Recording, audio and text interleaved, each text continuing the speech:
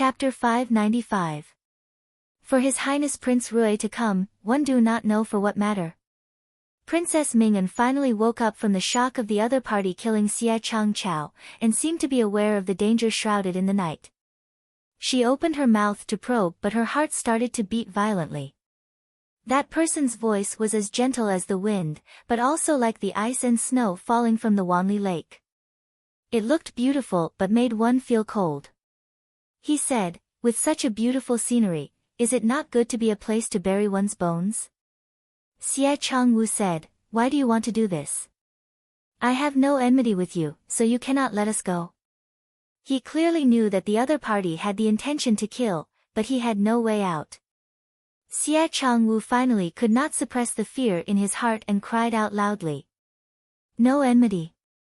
The other party seemed to have heard a joke. "You are too forgetful. Xie Changwu, after so many years, you and your stupid younger brother do not know how to make progress," he said. Xie Changwu felt that these words were somewhat familiar, and following that, he saw that black-clad person slowly pulling off the mask covering his face. Even if it was an extremely weak light, it was unable to cover up this person's brilliance. Long eyebrows extended to the temples, a nose that was like a hanging gall, and thin lips that had a ridiculing smile as usual. That pair of peach blossom eyes seemed to look over after a long period of time. It was clearly a very gentle smile, but there was a touch of contempt. That was the nightmare of Xie Changwu's entire life. Xie Jingxing. Princess Ming'an was indulging in this man's captivating looks, thinking that the face under Prince Rui's mask was really as shocking as the rumors said, but was interrupted by Xie Changchao's voice. "Xie Jingxing. Was that not the residence of the Marquis of Linan, the son of the Xie family who died in the battlefield 2 years ago, the one that made one sigh with regret? It is hard for you to still remember me." Xie Jingxing smiled gently, but that originally handsome smile was exceptionally scary in Xie Changchao's eyes. He turned around and wanted to escape. That was an instinct that came from his bones, like the subconscious reaction of a prey encountering danger, and his brain would not think if it was possible. His body was held down by someone, and his mouth was gagged, making his entire body unable to move. Princess Ming'an had the same experience as him. The pleasure boat was in the middle of the Wanli Lake. It was midnight and there was not a single person on the streets. Even the restaurants that were lit up in the distance were drowned out by singing and dancing. This subtle movement was like throwing a stone into a pool of water. It did not even cause a splash before it slowly sank. Xie Changchao and Princess Ming'an were held down by the black-clad people, and could only watch as the leader turned and walked out of the pleasure boat. Even on the icy surface, he walked gracefully. His voice was separated by the snow that covered the sky above the Wanli Lake. It was like the winter's ice that chilled one's heart. The game is over. Shen Miao woke up from her dream. For some unknown reason, his sleep tonight was a little restless. At this moment, he decided to wake up. There was not the slightest movement outside. It was probably the middle of a good night's sleep. She rubbed her forehead and felt that her head was a little painful, but no matter what, she could not sleep anymore. The fire in the room was burning brightly, but she felt that there was some stuffiness in her chest. After thinking about it, she simply took an outer garment from the side and casually put it on. She walked to the window and opened it, wanting to release the stuffiness in her heart. When the window was opened, the shadows of the big tree in front of the window swayed. It was still snowing outside, and large sheets of snowflakes fell down. Some were blown into the room. Shen Miao stretched out a hand and watched the snowflakes gradually melt in her palm. For some unknown reason, she felt a little lonely. In such a night, there was no mood to sleep, and to wear clothes and look at the snow alone, it was indeed somewhat artificial. But her mind could not help but think of some things from her past life, such as Wan Yu and Fu Ming. She felt that the old scars that were deliberately covered up in her heart started to ache. A small flower fell from the sky and just happened to land in Shen Miao's open palm. Shen Miao was surprised for a moment, and with the help of the lantern hanging on the tree, she could see clearly that it was not a snowflake, but a bright red begonia. In this season, how would there be a begonia? This tree also did not grow begonia. Shen Miao subconsciously looked up and saw that in the shadow of the tree, there was a person lying down. Both hands were placed behind his head, as comfortable as a young man. When he saw her looking over, he lowered his head slightly and looked down at Shen Miao from top to bottom. His brows were handsome and his smile was frivolous as he raised his eyebrows. "Why are you in a daze?" Shen Miao said, "What are you doing here?" Xie Jingxing had nothing to do and ran to other people's courtyard to sleep on a tree. This hobby of Prince Rui of the Great Liang was too amazing. "Cannot sleep." That person sighed and suddenly jumped down from the tree and landed in front of Shen Miao. Separated by the window, one person was outside the window and the other was inside the window. He nudged his lips towards Shen Miao's palm, broke a flower and came over to gift it to you. But feared that you would fall asleep, so I waited for you to wake up on the tree. Nonsense. Shen Miao rolled her eyes at him, but saw that even though this person was smiling, he did not look as energetic as he was in the past. Her heart moved, and without knowing why, Shen Miao blurted out, "Come in. There are leftover snacks in the room." Chapter 596. On a winter night, the tea was cold and the snacks were also cold, but that arrogant and handsome youth did not have any disdain. Even if it was an ordinary eating appearance, it was as elegant as a painting. Shen Miao slightly flicked the wick on the table and noticed that Xie Jingxing's clothes seemed to have a cold air, as if he had just returned from outside. She said, "You have been here all along." Xie Jingxing would not always be hanging on a tree in the Shen mansion, and it seemed that it was just a casual remark. Shen Miao did not believe that the dignified Prince Rui would have nothing to do all day. Xie Jingxing smiled without a care, "Did you not let me kill Princess Ming'an?" Shen Miao was surprised for a moment before looking at Xie Jingxing and asked tentatively, "You killed her?" "More than that." Shen Miao did not speak anymore. Speaking of Xie Jingxing's methods, she had tasted it before. 2 years ago when Xie Jingxing was still the little marquis of the residence of the Marquis of Lineage, he dealt with those masked people who appeared inexplicably during the Lantern Festival and slaughtered them all. 2 years later in the secret chamber of the residence of the Marquis of Lineage, he also dealt with Xie Changchao cleanly. Actually at some point, Shen Miao thought that Xie Jingxing possessed the qualities that an emperor should have. But Xie Jingxing and Fu Xiuyi were obviously different people. Most likely it was because Fu Xiuyi could play around for the emperor's position and endure for many years, but Xie Jingxing would be so arrogant that he would directly meet with blades. Perhaps this was the pride in the bones of the great Liang imperial court. Shen Miao thought for a while and shook her head. What did the great Liang have to do with her? Looking at Xie Jingxing again, she suddenly felt that the current situation was somewhat strange. Since when did Shen Miao put herself and Xie Jingxing together?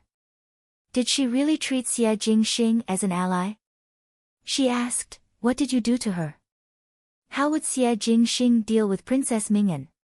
Shen Miao's heart actually had a little expectation, and this kind of expectation had a little bit of malice. After being in the inner palace for too long, Shen Miao was not a pure and kind female who could not see blood. Moreover, facing such a vicious and merciless person like Princess Ming'an, Shen Miao would not have a shred of pity. That much expectation.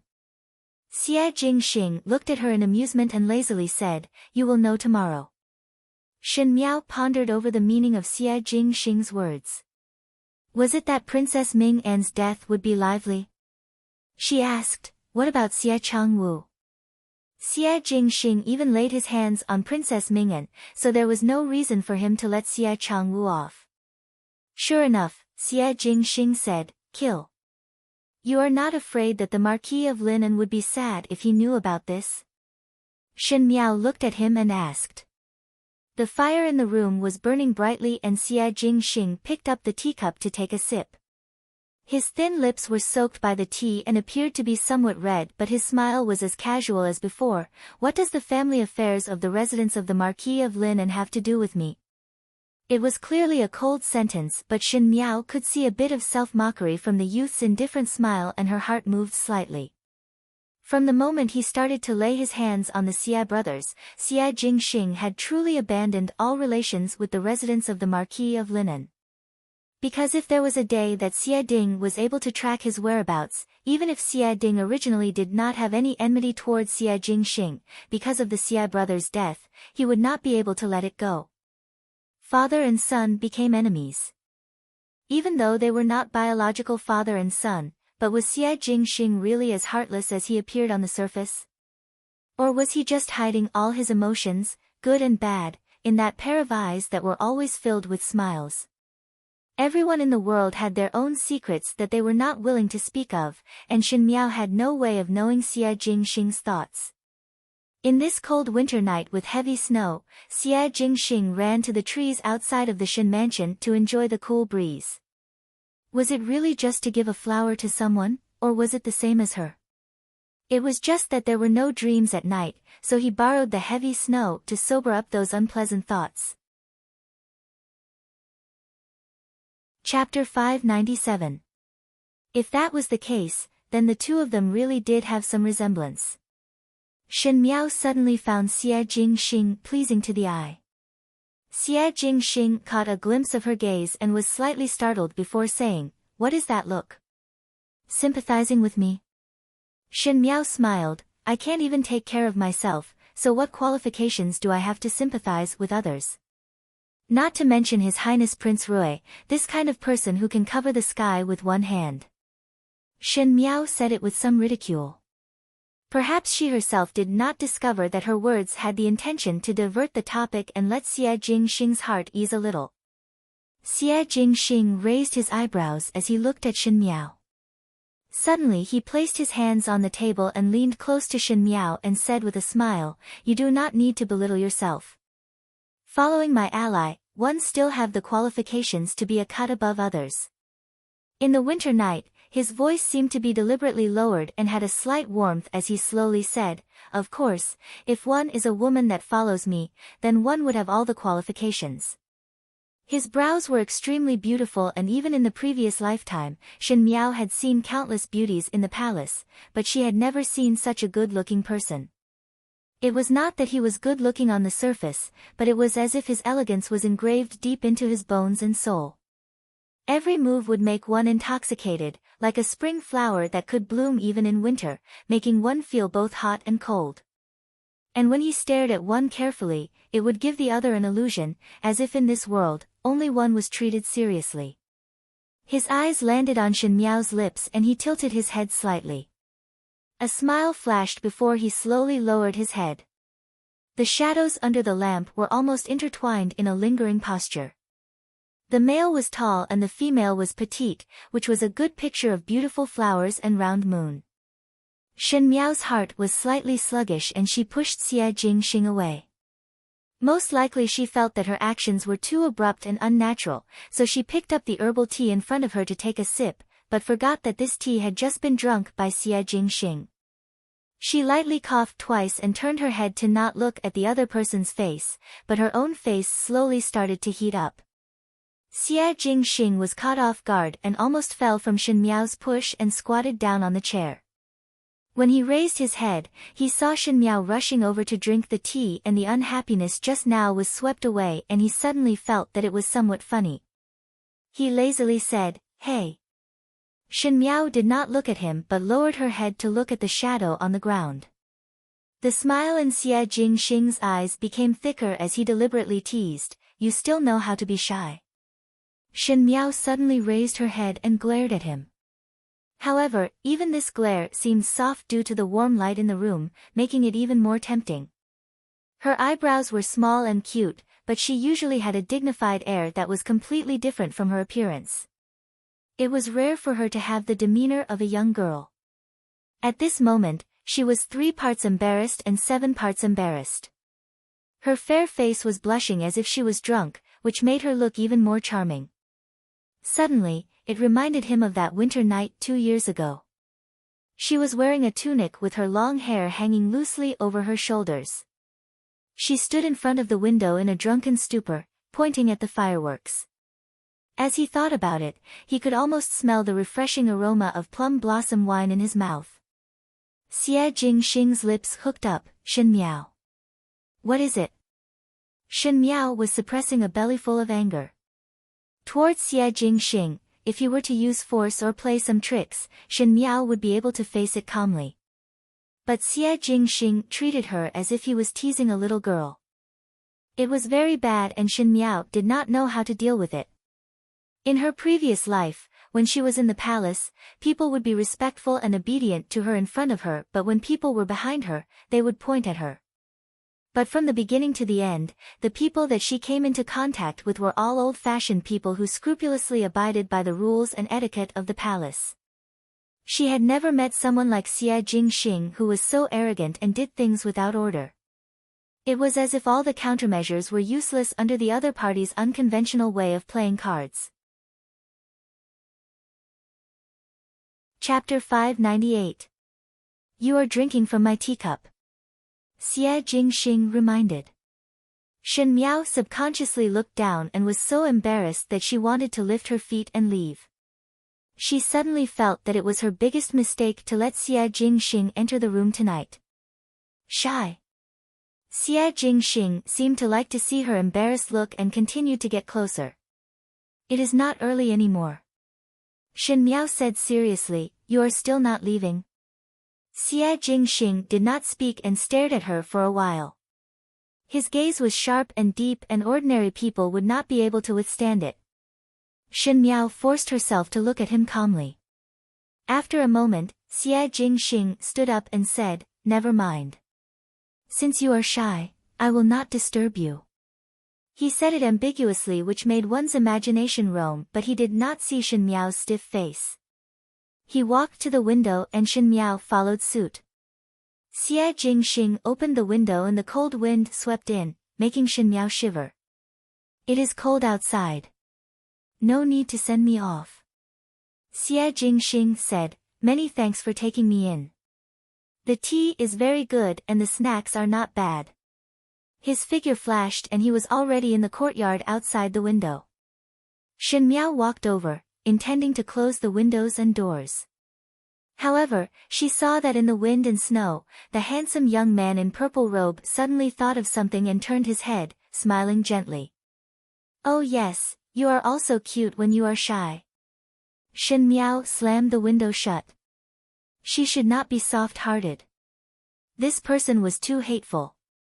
After Shen Miao closed the window, she sat back on the bed in the room and looked at the oil lamp at the head of the bed. It was so weak that it was almost extinguished. However, her eyes were unusually bright and sparkling, like the best quality pearls and gems, shining in the dark night.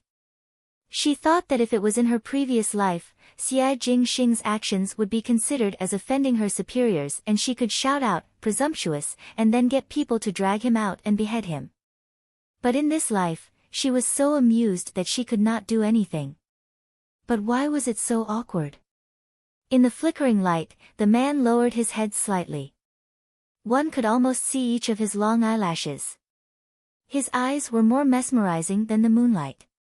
His lips were thin and slightly cold. Shen Miao quivered and suddenly recovered to her senses before rubbing her forehead.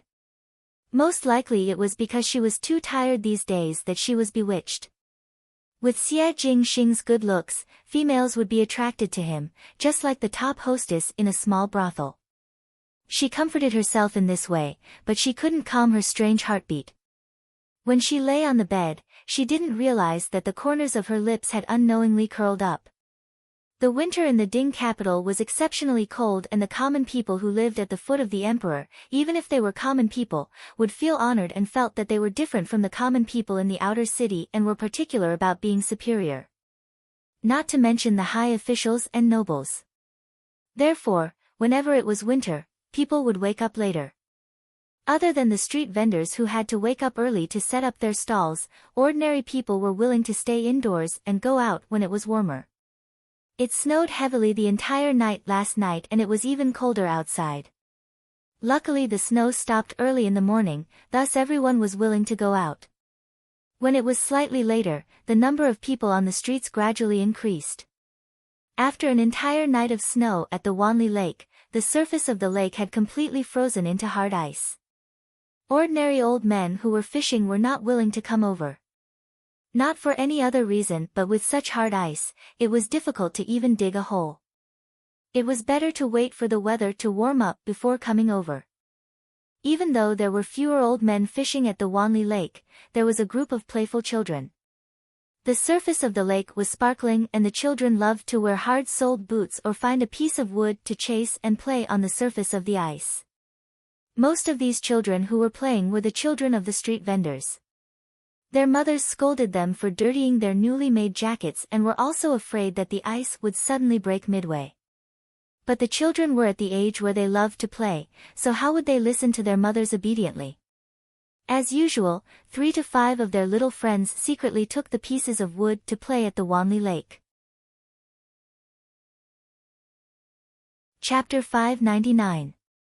Today was the same. A few 5 to 6-year-old children walked towards the center of the Wanli Lake with the wooden pieces.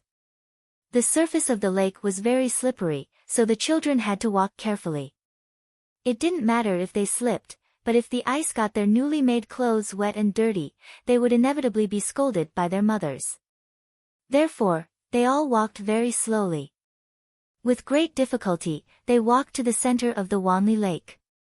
The children put down the wooden pieces in their hands and sat on the wooden pieces.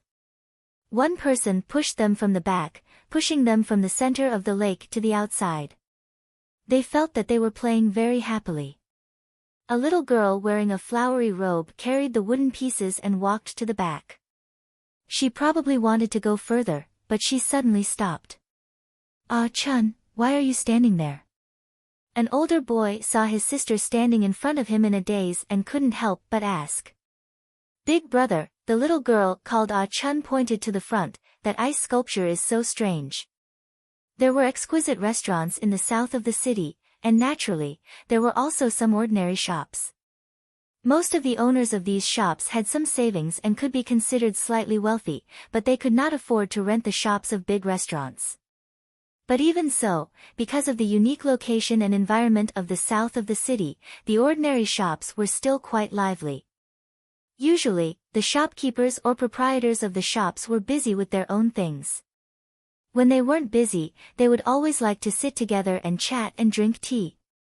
And today, it was probably a little early, so there weren't many customers. The shopkeepers of the neighboring shops gathered in front of the door to talk. Just as they were talking, the weather was getting colder and colder. They saw a few children running over at the same time, all of them panting. These children were the children of the hawkers in this area, and they usually played together. The female shopkeeper who sold rouge took a closer look and suddenly frowned.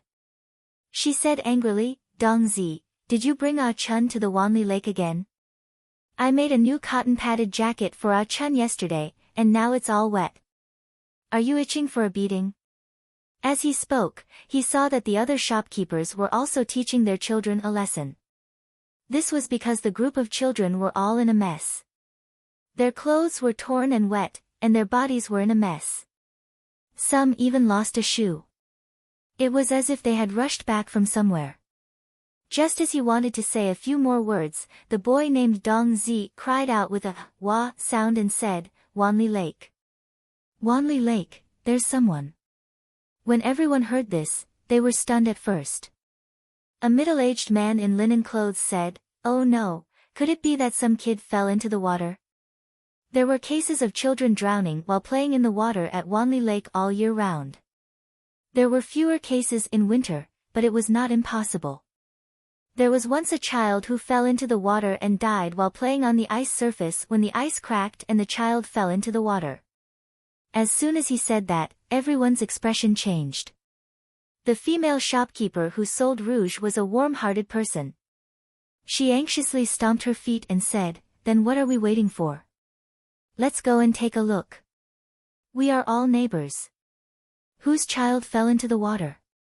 Let's go and take a look." When everyone heard it, they all agreed and followed the female shopkeeper to the surface of the Wanli Lake.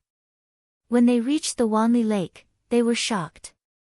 One could see that in winter, other than the children who would come, the cold and cheerless Wanli Lake was already surrounded by a lot of people. Most of the people were actually walking towards the center of the lake. Could it be that one fell into the water? The female shopkeeper muttered. If there was any accident, some people would go up to help and some would just watch the bustle, but it was not to the extent that so many people would walk towards the center of the lake. Especially among the people who were walking towards the center of the lake, there were actually many rich and powerful children dressed in luxurious clothing. This was somewhat unusual. It was not that the rich and powerful were not good, but in this world, one should sweep the snow in front of one's own door and not care about the frost on other people's roof. It was common for the rich and powerful children to be indifferent to the common people's matters.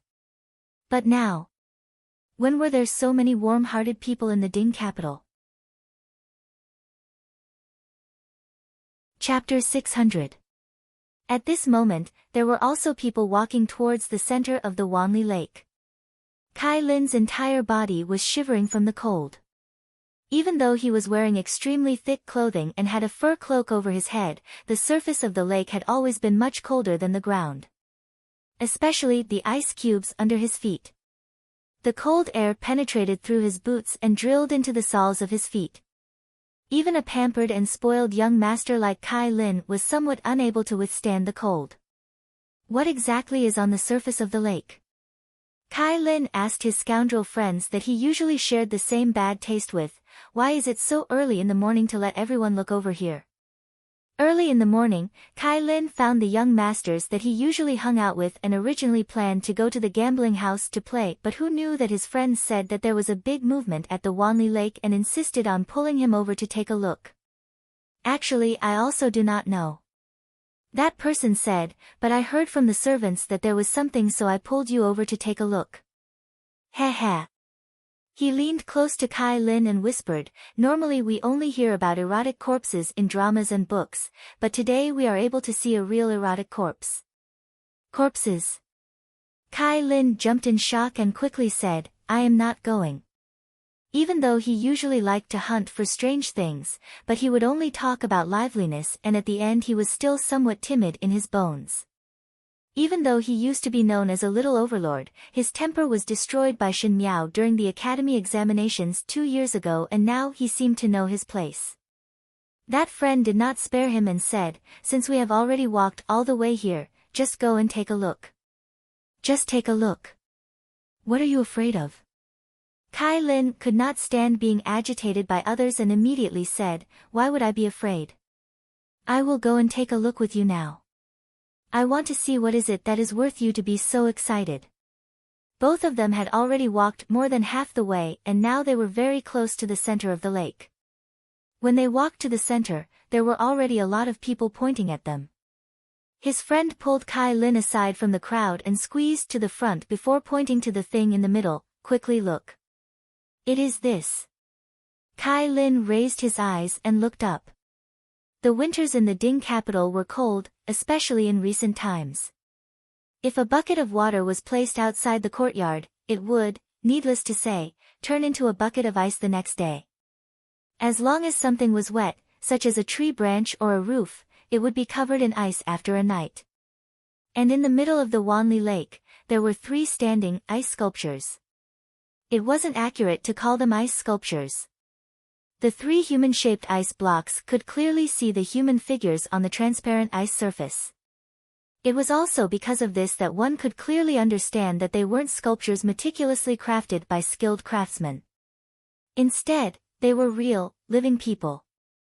Or rather, they were people who had been frozen to death and turned into ice sculptures before they died. The most amazing thing was the postures of these 3 people. The one in the middle was obviously a woman. Her clothes were lightly undone, revealing more than half of her snow-white body. The man beside her was reaching out to take off her dudu, while the man behind her was supporting the woman's waist from behind. The woman raised her head and leaned against the man's back. Even though her expression was somewhat stiff, this ecstatic action was like a living spring scene, making one's imagination run wild. And the people who surrounded the layers of ice sculptures were mostly men. There were commoners and also rich young masters. Perhaps some were there for novelty hunting and some had the thought that it would be a waste not to look. Even if it was a corpse, it was still a beautiful woman. Moreover, the ice sculptures were so lifelike that it did not make one feel horrified. Instead, it made one feel that there was an alluring atmosphere coming from the inside out. But the truth was ignored by others. Chapter 601. People would always place all their attention on the things that they were interested in, and the males would delightedly talk about where did this living spring scene come from, or where did they find such a dissolute female, but no one thought about what kind of case this was. 3 people were frozen to death, and it should have been a very terrible thing. Kai Lin stared at the 3 ice sculptures. He was originally somewhat afraid of corpses. But these ice sculptures did not make one feel that it was scary, but instead had a vulgar taste of the marketplace, so he looked at it. The friend beside him said, "This female's birth is rather good-looking. You see, how would an ordinary family be able to raise such a beauty, and even have such an alluring posture?" The words were as if one was commenting on a new young lady from a brothel. Kai Lin echoed his friend's words as he carefully stared at that female's ice sculpture. Even though there was a thin layer of ice on the surface, one could vaguely see the female's facial features. The facial features were very delicate and even somewhat familiar. Familiar? Kai Lin asked, "I feel that this young lady is somewhat familiar. Think if it is a young lady from a brothel that we have seen before." That friend carefully sized it up before shaking his head. "Impossible. I have been to the brothel in the Ding capital, and have seen the young ladies before, but have never seen this one before." He casually said, "Seeing that the dudu that one wears is inlaid with gold, perhaps she is a high-ranking official or noble from the palace." He said it unintentionally, but Kai Lin was suddenly startled. Born from the palace? He looked up at that female, and what appeared in front of him was a certain palace banquet, a young and arrogant female wearing a thin golden dress. That somewhat domineering face gradually overlapped with the stiff face in front of him, and finally became a person. "Princess Mingyan." Kai Lin cried out involuntarily. "What?" The friend was startled for a moment. This friend was only from a wealthy merchant background, and normally would not have the opportunity to come into contact with the high-ranking officials and noble people in the palace, thus he did not understand what Kai Lin was talking about. Kai Lin's expression instantly changed. He finally understood why he felt that this female corpse was somewhat familiar. Previously at the Ming Qi's tribute banquet, because he paid attention to Shin Miao, and competed with Shin Miao in archery, he had also paid attention to Princess Mingyan. At that time Kai Lin felt that he was in the same boat as Princess Mingyan. And who else could it be if it was not Princess Mingyan? Who else could it be in the ice sculpture that posed in an erotic posture with the 2 males? Even though Kai Lin's words were not echoed by his friends, the surrounding people with sharp ears heard it and asked him one after another, "The Princess Mingyan that you are talking about, is it that Princess Mingyan from the Qin country?" "Really? The woman inside is Princess Mingyan? How could a princess of a country be like this? It must be fake. Now that you mention it, this woman really does look like a princess." The uproar on the Wanli Lake in the Ding capital, Princess Mingyan and the 2 males in an extremely erotic position was talked about by the common people of Ming Qi, and it quickly spread to the palace. Naturally it also spread to the Shin mansion. Because Shin Miao spoke with Xie Jingxing in the middle of the night, she could not fall asleep and only fell asleep when the sky was slightly bright, so she lazily got up.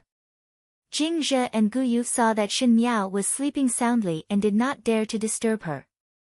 When Shin Miao woke up to eat breakfast, it was already very late. She was drinking the porridge that was made in the kitchen and thinking about Xie Jingxing's words last night when she saw Luo Tan rushing in from outside. These days Luo Tan's injuries were much better under Gao Yang's treatment. Even though Gao Yang kept emphasizing that Luo Tan should recuperate well, but how could Luo Tan have a calm temperament and still did what she should do? Sometimes it almost made one suspect if the person who almost lost her life a few days ago was her Biao youngest sister. Biao youngest sister. Luo Tan rushed in and sat opposite Shen Miao. Shen Miao did not even lift her eyes and just ate the porridge in her mouth. These days Shen Exan did not allow Luo Tan and Shen Miao to go out, so that they would not meet with bad people like the last time. Thus Luo Tan had to stay in the residence and was strangely bored all day long. Every time Shen Miao met Luo Tan, it was as if Luo Tan was the younger sister, thus she was much more tolerant. Biao youngest sister, do not eat first. Listen to me about a big matter. Luo Tan sat upright. Shen Miao was helpless and put down the spoon in her hands. What is it now? Princess Ming'an is dead. Luo Tan said, early in the morning, her body was found on the Wanli Lake with 2 males. Doing that kind of thing. But one do not know why she was frozen into ice. Now the entire capital is talking about this matter. Chapter 602. Princess Ming'an was dead. Shen Miao was startled for a moment. Luo Tan said it over and over again and it was not clear, but Shen Miao understood most of it. There was no doubt that Princess Ming'an's death was Xie Jingxing's doing. As for the 2 males that were mentioned, Shen Miao almost immediately thought of the Xie brothers. As she thought about it, she could not help but gasp. One had to say that Xie Jingxing was indeed a vicious and merciless person. If Princess Ming'an was killed normally, then there would not be any problem. But to place Princess Ming'an and the Xie brothers together in such an erotic way, the focus of the public was not on the fact that she was killed, but the personal relationship between Princess Ming'an and the Xie brothers. Admittedly, perhaps all of this was the murderer's doing, but as compared to a cold investigation, it was easier for the public to talk about such an erotic case. In any case, even if Huang Fu Hao or Emperor Wen Hui used force to suppress it, or come forward to clarify, others would not believe it. Princess Ming'an was a princess of a country, but she was like a female in a brothel that everyone looked at. One feared that if this matter were to be spread back to the Qin country, it would be a joke in the Qin country. Xie Jingxing was indeed a person who was not soft-hearted. As for the Xie brothers, Shen Miao's thoughts slightly sank. Perhaps Huang Fu Hao would be furious, but no one could prove that the Xie brothers really forced Princess Ming'an, because the Xie brothers were also dead. Huang Fu Hao could not take it out on the Marquis of Linan because the Marquis of Linan had lost 2 sons in succession, and was very tragic. When Luo Tan saw Shen Miao's thoughtful look, she could not help but ask, Biao youngest sister, did you guess something? Who do you think the person behind the scenes is, to actually be so daring? Shen Miao smiled gently, I am not good at investigating cases. If one want to know the result, one can just look at how the Supreme Court of Justice investigates the case. No matter what. Luo Tan was a straightforward person, I do not sympathize with her at all. That princess is arrogant and domineering, and one heard that she holds grudges the most. If she was still alive, there would be a day where she would find Biao youngest sister's fault, so it is rather good like this. One do not know which hero is it, to get rid of the evil for the people. Luo Tan rubbed her fists and palms, as if she wanted to make friends with that person. Shen Miao glanced at her and said, you are very fond of people who commit murder and arson. You are quite broad-minded. Luo Tan said, our Luo family has always made a clear distinction between gratitude and grudges. She suddenly paused her words and said, talking about clearly distinguishing gratitude and grudges, previously when you were abducted, I went to seek Prince Rui of the Great Liang for help, and in the end he still immediately rescued you. In the future when you are free, youngest Biao's sister must not forget to thank him. Shen Miao. Thank you for your concern. Luo Tan patted her shoulder but heard Jingzhe walking in from outside and said with a smile, young lady Luo, Imperial Physician Gao is here to take your pulse. Luo Tan's face instantly changed and she immediately stood up and said to Shen Miao, that Biao youngest sister, I will leave first. Think again about Princess Ming En's matter today. If there is any result, tell me about it. I really want to find that brother. Finishing, she was like a mouse that saw a cat as she lifted her skirt and ran away. Shen Miao looked at Luo Tan's back and sighed as her gaze gradually sank. For Xia Jingxing to make such a big movement, naturally it was to vindicate one's resentment. However, she was after all a princess of a country, and this matter involved many people, so would it really pass by peacefully? Shen Miao did not think so.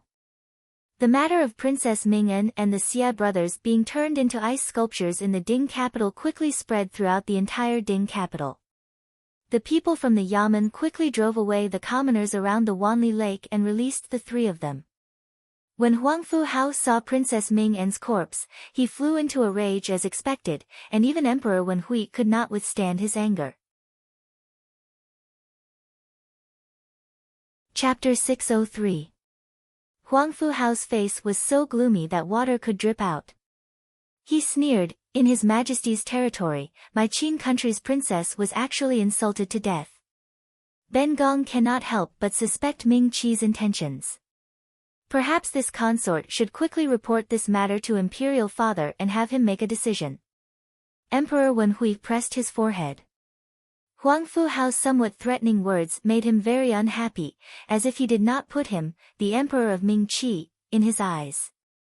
But this matter happened so suddenly that even Emperor Wen Hui himself did not know why such a thing would happen. The Marquis of Lin and Xia Ding also knelt down and said with tears flowing down his old face, "Begging your Majesty to investigate the matter thoroughly. Give justice to this old official's son." The civil and military officials in the throne room were all sighing. In the beginning, the residence of the Marquis of Linan was filled with flowers, and the young Marquis of Linan was so high-spirited that he could even find an excuse to not listen to the emperor's orders and finally married Ming Qi's noble Princess Yuqing. But ever since the time of Princess Yuqing, the residence of the Marquis of Linan seemed to have lost its vitality and gradually declined. Princess Yuqing's flesh and blood Xia Jingxing was a rare talent but was also buried in the battlefield by the yellow sand. Previously Emperor Wen Hui also planned to deal with the residence of the Marquis of Linan, but after seeing Xia Jingxing's death, the Marquis of Linan was almost tormented by himself, thus he gradually no longer paid attention to the residence of the Marquis of Linan. Now that the two remaining Shu sons of the Marquis of Linan had died so tragically, there was no successor for the huge residence of the Marquis of Linan, and in the future it would disappear in the torrent of Ming Qi's history. Everyone couldn't help but feel sorrowful when they recalled the glory of the past and looked at the gloomy state they were in today. Huang Fu Hao secretly glanced at Xia Ding, a trace of malice in his eyes. No matter if the Xia brothers were the ones who were killed, or if they were put in such a position after death, there was no doubt that Princess Ming'an's innocence and dignity was destroyed because of the Xia brothers. Even though the people behind the scenes were hateful, but the Xia family could not be let off. When had the imperial family of the Qin country ever suffered such humiliation? Huang Fu Hao looked at Xia Ding and made up his mind. Emperor Wen Hui had a headache and waved his hands to indicate everyone to be quiet before speaking in a deep voice. "This matter is very bad. Someone committed such a heinous crime under the feet of the Son of Sun. This is the most heinous crime. Zhen have already sent the people from the Supreme Court to investigate the case and will definitely catch the person behind the scenes and give everyone an explanation." Although he said so, Huang Fu Hao was not very happy. He cupped his hands and said, "Since the Princess of Qin is in trouble, I hope your Majesty will agree to let the people of Qin investigate this matter. Else in the future when one return an Imperial Father ask, Imperial Father would not be able." His words actually showed that he did not believe that the Ming Qi would investigate the matter thoroughly. Emperor Wen Hui suppressed the anger in his heart and said, "Since that is the case, Zhen approve." Ming was, he said. Ming and said, "Wen Yi Hao Qing, he. But the Marquis of Linan was after all an aristocratic family of Ming Qi, and when he met with this misfortune, everyone came forward to comfort him. Amidst the comforting crowd, someone walked past Huang Fu Hao and warmly said, "Crown Prince, please restrain your grief." This person was Prince Ding, Fu Xiu-yi. Huang Fu Hao was in a state of anger, and when he saw Fu Xiu-yi, his expression did not turn for the better as he cupped his hands and was about to leave. But he heard Fu Xiu-yi speaking softly from behind, regarding the matter of the princess being killed. This one also have some thoughts. One do not know if the crown prince is willing to hear it. Huang Fu Hao was surprised for a moment. At this moment the officials were busy comforting the Marquis of Lineage and they happened to walk to the corner, so no one saw the actions between the two of them. Huang Fu Hao sneered and asked, "Could it be that Prince Ding has any brilliant ideas?" One only found something strange. Fu Xiu-yi smiled without much care. "If the crown prince is interested, this one is willing to explore with the crown prince when there is free time." Chapter 604. Huang Fu Hao turned his head back and Fu Xiu-yi smiled before turning to leave. Huang Fu Hao stood at the same spot for a while before turning back to look at Xie Ding, who was surrounded by everyone. With a sneer, he strode away. The people who were investigating Princess Ming En's case moved quickly because it involved the princess of the Qin country, thus the people from the Supreme Court did not dare to take it lightly. But one did not know why this time there was not a single trace left behind.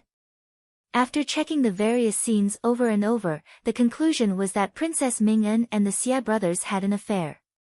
It was just that this result naturally could not be shown to Emperor Wen Hui, otherwise not to mention Emperor Wen Hui, one feared that the crown prince of the Qin country would be furious. The case seemed to have reached a deadlock. In the Shin mansion, Shin Qiu entered Shin Miao's study and saw Shin Miao casually flipping through the biographies that were bought outside, so he sat down opposite her. Shin Miao glanced at Shin Qiu and saw that he was hesitating to speak, so she asked, "Eldest brother is looking at me, is there anything that you want to say?" "Younger sister." Shin Qiu hesitated for a moment, as if it was extremely difficult to speak and looked rather tangled. Shin Miao felt that it was somewhat strange and asked him, "Eldest brother might as well speak frankly. There is no need to worry." Shin Qiu considered for a long time before asking, "Younger sister, regarding Princess Ming En's matter, was it done by you?" Shin Miao was slightly startled, as she did not think that Shin Qiu would think of her. But she quickly smiled. Why would eldest brother say that? Princess Ming En and the two Xie brothers are things that I alone cannot do. Shin Qiu looked at Shin Miao and his gaze was somewhat complicated. After a moment, he sighed and said, "Younger sister, previously father and mother and I were unable to protect you, and let you live with those beast-like people in the Shin residence. Initially I did not understand what you had experienced, but later I understood. I know that you know how to protect yourself, and also know that you have some means, but we are your family." He said seriously and solemnly, "There are some matters that you do not need to solve by yourself. Tell father and mother. Even though we do not cover the sky with one hand, we can still do our best to protect you." Shin Miao's eyes drooped and put away the thousands of emotions in her heart before smiling, "Eldest brother, you are right. We are admittedly one family, but the matter with Princess Ming En was indeed not done by me. I don't have that much ability, and I don't have that much courage." "Moreover," she retorted, "forget about Princess Ming En, what connection do I have with the Xie brothers?" Shin Qiu sighed and said, "You are still unwilling to tell me the truth." Shin Miao did not speak. Towards Shin Qiu, Shin Miao was actually revealing her own information to him bit by bit. If there was a day in the future when she really reached a point of no return, at least Shin Qiu would be able to understand why she would do these things earlier. However, not everything in this world could be done in one go. She couldn't tell him everything now. "Forget it. I just want to tell you that since I can guess that you're related to this matter, it doesn't mean that my parents don't know anything." Shin Qiu stared at Shin Miao with a serious expression. "One must know that Princess Ming En did not have any grudges with anyone in Ming Qi, and if there were any, it would be with you alone.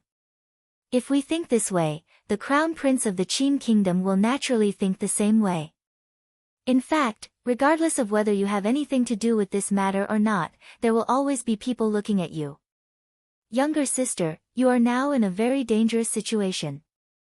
Shen Miao said, but I have nothing to do with this matter, and even if they investigate, they would not be able to link it to me, right? Actually, what Shen Qiu said, how could Shen Miao not have thought of it? Xie Jingxing could seal the mouths of the entire Ding capital, and let the people in the Ding capital not be able to find any clues, but what would Huang Fuhao think in his heart? This was something that Xie Jingxing could not stop. Chapter 605. You really have that much confidence? Shen Qiu asked. Shen Miao said, do not worry, eldest brother. This matter really has nothing to do with me. Shen Qiu then gave a slight sigh of relief. These days you better not go out of the residence. The Ding capital is not peaceful, and moreover there are some people with ulterior motives. The residence has already increased the guards, so it should be safe. Shen Miao nodded her head. Shen Qiu stood up. He still had military matters to attend to and had to rush back. Just as he was about to leave, he suddenly thought of something and turned to look at Shen Miao. Younger sister, do you know any powerful and influential people? Shen Miao's heart slightly moved, but her face was calm as she shook her head, never. Shen Qiu did not say anything more and turned to leave. In fact, Shen Qiu's worries were not wrong. This night, there was a special guest in the residence of Prince Ding. This distinguished guest was not someone else but the crown prince of the Qin country, Huang Fuhao, who was incomparably furious because of his younger sister's tragic death. In the throne room, Fu Xiuyi and Huang Fuhao's fluttering words finally made the suspicious Huang Fuhao decide to make this trip. Before Huang Fuhao came, Fu Xiuyi let Pei Lang hide in the next room and listen to their conversation through the open dark window. Huang Fuhao put down the teacup in his hands heavily and did not dawdle with Fu Xiuyi as he went straight to the point. Prince Ding previously said that there is something fishy about my younger sister. Is it possible to explain? Why is the crown prince so anxious? Fu Xiuyi smiled faintly. I also deeply regret that Princess Ming'an was killed. But the current plan is not to immediately catch the murderer. Huang Fuhao's brows wrinkled and looked at Fu Xiuyi with a sneer. Could it be that Prince Ding also think that Ben Gong should keep the peace? One do not know what kind of rules your Ming Qi has, but in the Qin country, the murder of a princess is a major event. Even if one were to keep the peace, in the future when imperial father knows of the matter, he would definitely seek justice from your emperor. It is only a tribute banquet, but my Qin country's princess lost her life here. Does Prince Ding feel that this is reasonable? There was a faint threat in his words. Fu Xiuyi shook his head. Since the crown prince is so anxious, then I will not speak in riddles with the crown prince. In general, there is always a reason for a murder case. In this matter, it looked like the Xie brothers and Princess Ming'an were killed together, but the other party placed the corpses in such a position to humiliate, and it was obvious that they deliberately wanted to ruin Princess Ming'an's reputation. That is to say, the other party is obviously targeting Princess Ming'an. Huang Fuhao sneered, of course I know. To dare to do such a thing, you really have guts. There is no harm for the crown prince to think, in Ming Qi, who would have such enmity with Princess Ming'an. Huang Fuhao was stunned for a moment before he frowned and fell into deep thought. Princess Ming'an had an arrogant temperament, and would usually scold or beat the servants, thus there were naturally a lot of people who had complaints against her. But ever since she entered the Ming Qi, because of her imperial father's strict orders, one must not get into a deadlock with Emperor Wen Hui, thus Princess Ming'an was able to restrain herself. Thus even though Princess Ming'an's actions were presumptuous, to the Ming Qi's officials, she did not offend anyone. Unless... Huang Fuhao suddenly thought of something. His eyes lit up and he asked in a deep voice, you mean Shen Miao? Fu Xiuyi smiled but did not speak. Impossible. Huang Fuhao said, even if she had enmity with Ming'an, and Ming'an had teased her, but Shen Miao was only a female, and there were guards by Ming'an's side. How could Shen Miao deal with them? Fu Xiuyi smiled and shook his head. Shen Miao cannot, but you must not forget that she is Shen Xian's daughter. How does Shen Xian treat this daughter? During the tribute banquet, the crown prince had personally seen it. Chapter 606. Huang Fuhao remembered that on the day of the tribute banquet, when Princess Ming'an and Shen Miao were in a deadlock, Shen Xian as her father stood on Shen Miao's side from the beginning to the end, and did not hesitate to ignore Emperor Wen Hui's expression to show a tough stance. If Shen Xian stood up for his daughter, it was not impossible for Shen Xian's subordinates to act. What about the bastard son of the Xia family? Huang Fuhao said in a deep voice, even if Shen Xian stood up for Shen Miao, he would not involve the Xia family for no reason. Xia Ding is still an official in Ming Qi, so Shen Xian will not seek trouble. Fu Xiuyi sighed, does Crown Prince still not understand? In those days, I originally let the Xia brothers entertain Princess Ming'an, and Princess Ming'an was with the Xia brothers. The Crown Prince and the Princess were siblings, so he knew the Princess's temperament. Shen Miao and Princess Ming'an were in discord, and if Princess Ming'an wanted to deal with Shen Miao, it was understandable. It is just that the princess is after all a Qin country's people and Shen Miao is an official's daughter, so it would be inconvenient to take action. The Xia brothers were used well. Huang Fuhao was stunned and said angrily, don't tell me you're saying, don't be angry, Crown Prince. I originally wanted to nurture the Xia brothers so that they could be my assistants in the future. However, these two people probably don't have the fate to achieve meteoric success. You should understand what happened next. It was probably because the Xia brothers made a mistake when they attacked, so they were the ones who died in the end. They even implicated the princess.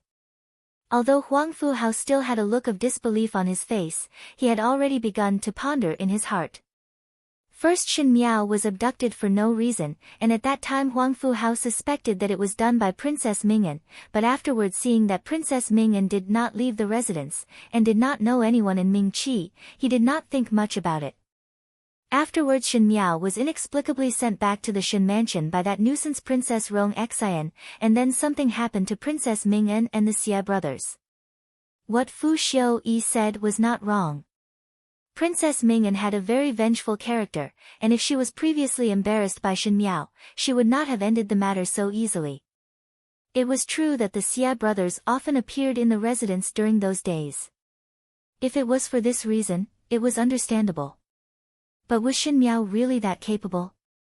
Huang Fuhao felt that something was not right in his heart. Even if Shen Xian doted on Shen Miao and had this ability, it was not a wise move to openly go against a country's princess. Especially now that Shen Xian had just returned to the capital, many things were still not stable. Even if he did not think for himself, he had to think for the other people of the Shen family. Was Shen Xian so stupid? For the sake of his daughter, he would even throw away his rationality. Huang Fuhao did not listen to anything that Fu Xiuyi said. He felt that Fu Xiuyi's words were somewhat reasonable, but his heart was hesitant. Seeing that Huang Fuhao was uneasy, Fu Xiuyi did not say anything more. After Fu Xiuyi left, Pei Lang came out from behind the screen. What is the meaning of your highness? Pei Lang asked, why do you want to lead the conversation to the Shen family? Fu Xiuyi looked at Pei Lang and shook his head, teacher does not know about this. I thought that Shen Miao might have some involvement with the great Liang's Prince Rui. Pei Lang's heart skipped a beat, but he maintained a calm expression on his face. Your Highness is still hesitating over the matter of the Crown Prince's residence. Prince Rui is from the great Liang dynasty and Shen Miao had left the capital 2 years ago, so there is no possibility of both of them knowing each other. It would be too far-fetched to say that they were acquainted in these short few months. I know that teacher finds the matter inconceivable. Fu Xiuyi said, but I have an intuition. There is something fishy between Shen Miao and Prince Rui. There were many coincidences that happened in these days. It was because if Shen Miao and Prince Rui were only acquainted in these short few months, then it would be worth pondering. Prince Rui is proud and arrogant, and even Imperial Father could not get close to him. I also want to know what ability Shen Miao has. Chapter 607. Pei Lang frowned and asked, "What does that have to do with the Crown Prince's matter today?" Fu Xiaoyi smiled and looked at Pei Lang. "Teacher think that Shen Miao alone would not be able to do such a thing, and Shen Xian is not a hot-headed and impulsive person. Just based on the Shen family alone, one would not be able to do such a rash act of killing and robbing." Pei Lang suddenly understood. "Could it be that your highness thinks, correct?" Fu Xiaoyi said, "I suspect that this matter is done by Prince Rui." Pei Lang did not speak anymore. Seeing Pei Lang's silence, Fu Xiaoyi took the initiative to mention, "Prince Rui's actions are insolent and the Great Liang has many talented people. Thinking about it, with Prince Rui's ability, killing a princess would be an easy matter. It is just that both of us know that Prince Rui and Princess Ming'an have no enmity, and have no connection with the Xie family, so it is impossible for him to find trouble for himself without any reason. But if it is because of Shen Miao, then everything makes sense." He smiled faintly, "Even though there is a saying in this world that one would fly into a rage for a beauty, but I do not think so. There must be some special relationship between Prince Rui and Shen Miao." "So your highness had Crown Prince Qin make a move to lure the snake out of its hole?" Pei Lang asked. "Not bad." Fu Xiaoyi said with a smile, "Huang Fu Hao is naturally suspicious, and even if he does not believe my words, he will have more suspicions in his heart, and one day he will make a move to probe. If Prince Rui is really involved with Shen Miao, he would definitely make a move. At that time, one would know the relationship between the both of them and then make other plans." Pei Lang asked, "If Prince Rui did not make a move, then what would happen?" "There is no harm." Fu Xiaoyi said, "If Prince Rui did not take action, the Shen family had already gone overboard these days. It is a good thing for us to let Huang Fu Hao deal with the Shen family and suppress the Shen family's strength." "Your highness has already decided to suppress the Shen family?" Pei Lang looked at him. "Since you can't be of use to me, I naturally won't leave behind any future troubles." Fu Xiaoyi smiled warmly, but his tone was extremely cold. He turned to look at Pei Lang and said, "In the future, we will still need Mr. Empress to come up with a plan." Pei Lang repeatedly said that he did not dare. When Fu Xiaoyi left, Pei Lang returned to his room and looked at the lights in front of him and could not help but sigh. 2 years ago Shen Miao let him lurk beside Fu Xiaoyi to be an informant, and Pei Lang had no choice but to go. He himself also had some skills and was lucky enough to gain Fu Xiaoyi's favor. Now Fu Xiaoyi regarded Pei Lang as the #1 confidant. Just like today when he and Huang Fu Hao were playing the third flower secretly, Fu Xiaoyi did not deceive Pei Lang at all and instead trusted him. Perhaps this was really because Fu Xiaoyi did not guard against Pei Lang at all. Of course it could be because of Fu Xiaoyi's skill in controlling his subordinates. If a normal person saw their master treating them so generously, they would definitely have a more loyal heart, if Pei Lang was not Shen Miao's person. The more he interacted with Fu Xiaoyi, the more Pei Lang was amazed. Fu Xiaoyi was indeed a person who had the wisdom and the viciousness of a real man. Hiding a dagger in his smile or willing to be mediocre, he indeed had the means that an emperor should have. Pei Lang even felt that after a few more years or decades, the world would eventually fall into the hands of Fu Xiaoyi, and Fu Xiaoyi would eventually become the master of the world. There was no other reason, but among the princes of Ming Qi, there was no one more suitable than Fu Xiaoyi for this position. But Shen Miao purposely wanted to go against Fu Xiaoyi. Pei Lang was not optimistic about Shen Miao, which also meant that he was not optimistic about himself. It was not that he did not selfishly think of defecting, but Shen Miao firmly grasped his Achilles heel. Thus this little bit of unwillingness could only drift away with the wind. He took a glance out of the window. Fu Xiaoyi treated him extremely well. In a separate room, there were no spies placed to guard against him. Pei Lang took a piece of paper from the table and grinded it before picking up a brush and quickly writing. The night was as dark as ink. In the residence of Prince Rui, Xie Jingxing was teasing the white tiger at his feet. The white tiger had eaten a lot recently and was fed by Ji Yushu 5 meals a day. Its body started to swell rapidly and was like an out-and-out furball. Even when it was playing, it was not as agile as in the past and always had a look of stupidity. Xia Jingxing was such a picky person that he was too lazy to even carry it and was rather perfunctory when teasing it. A male who looked like a guard walked in from outside and was much younger than Tai Yi. He took out a letter from his bosom and handed it to Xia Jingxing. This is a letter that came out from the residence of Prince Ding and is from Prince Ding's aide, Pei Lang. It is to be sent to the hands of 5th Shin young lady of the Shin mansion. Xia Jingxing raised his eyebrows and took out the letter from the envelope. He quickly scanned through it, and when he saw the last line of words, his lips suddenly hooked up. In the night, his brows were as handsome as a painting and his purple gold robe was overflowing with color, as if he was a person in a painting wearing embroidered clothes. It was clearly a casual smile, but Nan Qi shivered slightly as he sensitively sensed that his master was unhappy again. The last line of words was, "Be sure to stay away from Prince Rui." Chapter 608. The matter of Princess Ming'an in the Ding capital had set off an uproar among the commoners, but the people from the Supreme Court of Justice were unable to find any results after a long time. Emperor Wen Hui would get angry every few days and even implicated a number of officials, but there was a faint unsettled result. The crown prince of the Qin country, Huang Fu Hao, was naturally dissatisfied, but the people that he sent out did not find anything wrong. As time passed, the common people's enthusiasm for this matter gradually faded. After all, one had to eat and live, and one could not withstand the cold of winter even if one guarded an unsettled case. In the cold winter days of the Ding capital, there was a big matter in the Shin residence. Shin Yu was engaged and would soon be married off. The family that Shin Yu was talking about was the Minister of Land, the Wang family that Shin Wan and Qin Roqiu favored. The Wang family only had 2 sons and the younger son was not even 10 years old. The eldest son was Wang Bai, the person who was engaged to Shin Yu. Wang Bai was 24 this year and had already entered officialdom, holding a position in the scholar's residence. He was knowledgeable and was a person with boundless prospects.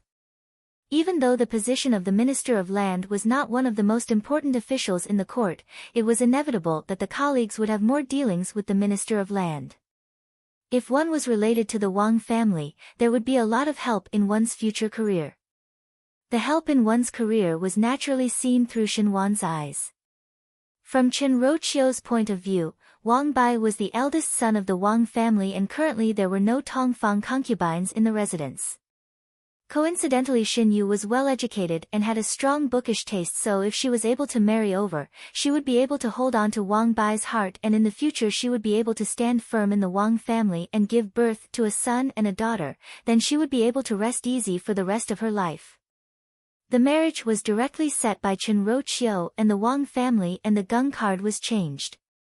When Shin Yu knew about the matter, she naturally made a big fuss. It was just that the usually gentle Qin Roqiu seemed to be determined to marry her off and Shin Wan, who had always doted on her, did not listen to Shin Yu's pleas.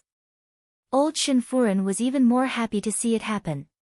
If Shin Yu did not marry in the Shin residence, she would have one more mouth to eat and now the days in the Shin residence were difficult. Shin Yu was too noisy and even if Shin Wan usually did not punish his daughter, this time he felt that Shin Yu was too much and in a fit of anger, he locked Shin Yu in the ancestral hall and wanted Shin Yu to reflect on herself. This night, Shin Yu sat alone in the ancestral hall and cried silently. There were traces of fire in the ancestral hall. It was ironic to say that the last time Shin Miao was locked up in this ancestral hall, Ren Wanyun attempted to make Shin Miao marry and take the opportunity to exchange marriage with Shin Qing. Who knew that there was a fire midway and coincidentally Shin Xian left the capital at that time, thus Shin Miao escaped a calamity. Shin Yu looked at the tightly closed doors of the ancestral hall. It seemed that from that time onwards, everything went smoothly for Shin Miao. Because Shin Xian and wife and Shin Qiu were behind Shin Miao to support her, Shin Miao was unscrupulous in whatever she did. Shen Yu believed that if there was a day that Shen Miao wanted to marry Fu Xiu-yi, Shen Xian and wife would not be like Chen Ro-chiu and Shen Wan to stop it. And Shen Miao indeed admired Fu Xiu-yi in the past, and if there was a day that Shen Miao's old love was rekindled and the current Shen Xian made a comeback with power in his hands, would Fu Xiu-yi reject? Moreover, Shen Miao was no longer the idiot that was ridiculed by the entire capital 2 years ago. Once she thought that Shen Miao might be together with Fu Xiu-yi, Shen Yu's heart was particularly uncomfortable. She unwillingly thought, why did Shen Miao not burn to death during the fire in the ancestral hall? Just as she was thinking, she heard the sound of the doorknob moving outside. Shen Yu thought that it was Chen Ro-chiu who sent someone to deliver food to her and said in a fit of pique, I do not want anything. Go out. That sound continued and Shen Yu angrily said, ask you to scram. Chapter 609. The door creaked open and a head popped out. It was Shen Dongling. The moment she saw Shen Dongling, Shen Yu was also surprised for a moment. Shen Dongling looked outside and suddenly closed the door and walked to Shen Yu. After thinking for a while, she also sat down on the floor and handed the basket in her hands to Shen Yu before softly saying, the old woman guarding outside had gone to drink and I sneaked in. Knowing that you had not eaten for a day, I was afraid that you would be hungry, so I sent you something to eat. Second sister, you must lower your voice. Shen Yu was startled for a moment and saw that Shen Dongling had already opened the bamboo basket and took out stacks and stacks of snacks. Even if Shen Yu was only perfunctory towards Shen Dongling on normal days, there was a trace of being touched now. Thinking that she had not eaten for a day and Chen Ro-chiu and Shen Wan did not care about it, but this Shu younger sister whom she did not have a deep relationship with was concerned, her expression towards Shen Dongling became warmer. However, he couldn't eat those pastries no matter what. She said, don't waste your energy, I really can't eat anymore. Shen Dongling looked at her, why is second sister not willing to marry young Master Wang? Wang Gongzi is a good person and I heard that his family background is good. If second sister goes there, she will be the mistress of the family. Is it because you don't want to leave the Shen family? Shen Yu glanced at Shen Dongling. Most likely Shen Dongling stayed in the residence and did not go out much. She was obviously around the same age as Shen Yu, but her face had the innocence of a child. Shen Yu's heart was despising and envious at the same time, despising Shen Dongling for being a frog in the well and not knowing that there was always someone better than her in the heavens. Just one Wang Bai was able to move her, and on the other hand she was envious of Shen Dongling's pure mind, which was more relaxed and happy. Seeing Shen Dongling's appearance, Shen Yu suddenly had the urge to spit it out. She smiled bitterly and said, what does it have to do with me whether he is a good person or not? After all, he is not that person in my heart. Shen Dongling thought for a while and suddenly said, could it be? Second sister already has someone in your heart. So what if I am? So what if I'm not? Shen Yu smiled bitterly, who asked me to be born in the Shen family and do not even have the right to choose my future husband. Father and mother only cared about their own careers and didn't care about what I thought. Sometimes, I feel that I might as well be dead.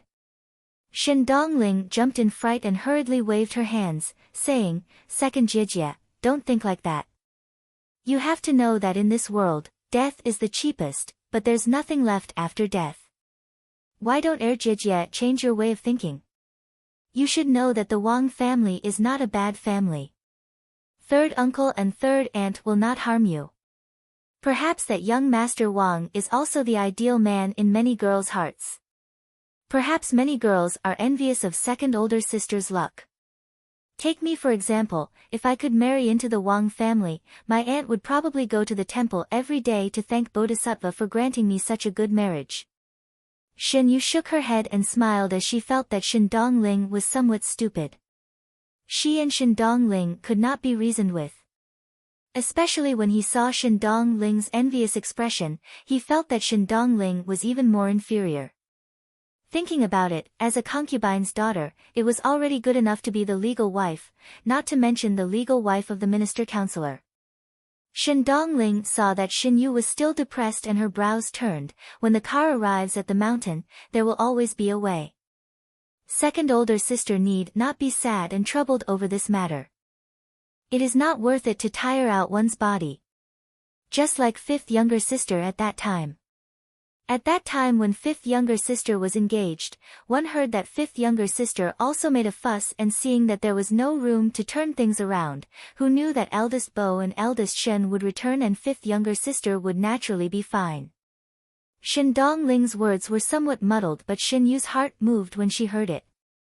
At that time Shin Miao was about to be married, but because Shin Xian and wife returned to the capital, she escaped a calamity.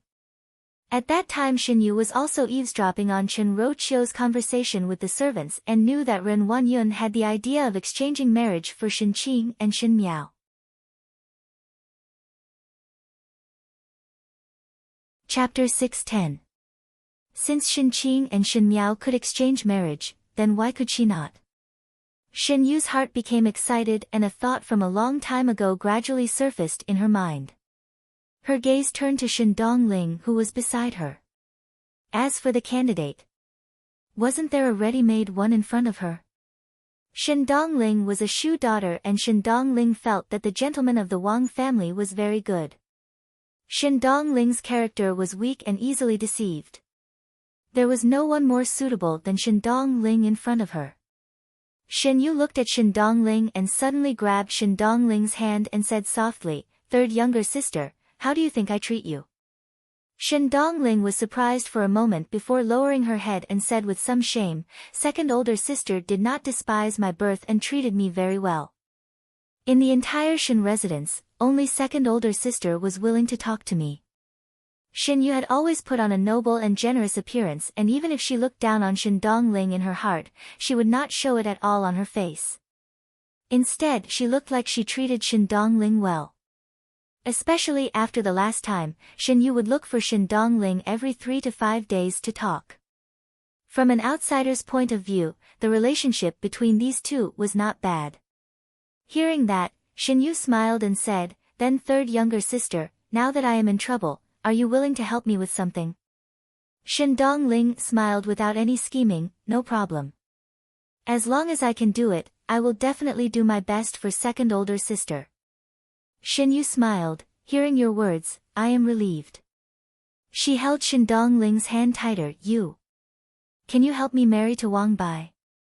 Upon hearing these words, Shin Dongling was stunned. After being stunned for a moment, she wanted to pull her hand back from Shin Yu's and said in a panic, "This cannot be done. Second older sister, I can help you with other matters. I am also unable to help with this matter." "You can." Shin Yu did not let go and said anxiously, "Don't you also feel that gentleman Wang is very good? Didn't you say that if you were to get this marriage, your Yin-yang would also be happy for it? Third younger sister, I beg you. Be that as it may." Shin Dongling kept retreating, "But this is too risky. If it is discovered, I will be beaten to death, and second older sister, you will also be punished. This is too risky. Second sister, you don't have to take such a big risk. Why can't you marry young Master Wang?" Shin Yu looked at Shin Dongling and 2 lines of tears immediately flowed down. She was born to be gentle and delicate, so her tears actually made people feel a little sad. And Shin Yu's voice was filled with despair as she said, "Third younger sister, A is honey and B is arsenic. To you it is a good marriage, but to me it is not. I already have someone I like, and I've decided that I won't marry anyone else but him. If I can't marry him and have to marry someone else, it will be a dead end for me. I will definitely end my own life on that day." Shin Yu looked at Shin Dongling for a while and suddenly stood up and knelt down towards Shin Dongling with a plop sound. She said, "If you do not agree, then it means to end my life. Third younger sister, on the account that we are sisters and on the account that only I treat you well in the entire Shin residence, I beg you to save my life." The moment Shin Dongling saw Shin Yu kneeling down, she was stunned, and upon hearing Shin Yu's words, she was so flustered that she did not know what to do. She pulled Shin Yu up and said, "Second older sister, don't be like this. Don't scare me. Shen Yu pulled Shen Dongling's hands. Third younger sister, second older sister will beg you this time. Could it be that you want to see me become a skeleton this time? Shen Dongling bit her lips as she looked at her. Shen Yu's hair was disheveled and her eyes were hazy with tears. She was really forced to a desperate situation, and under her helplessness, she could only reluctantly nod her head and said, I promise you. Second older sister, get up first. Chapter 611. Shen Yu's eyes brightened as she rushed up to hug Shen Dongling and hurriedly thanked her, as if she was really grateful to the bones. However, with her back facing Shen Dongling, there was a somewhat proud smile on her face. It is just that, second older sister, it is better to discuss this matter at length. Shen Dongling said, after all, the matter of exchanging the marriage is not a small matter, and once the matter is exposed, we will not be able to gain any benefits. Moreover, third Shu and third Shen will definitely see it, thus it is better to discuss it in detail. Shen Yu let go of Shen Dongling and said excitedly, that is natural. She looked at Shen Dongling, held Shen Dongling's hand and said, don't worry, third sister.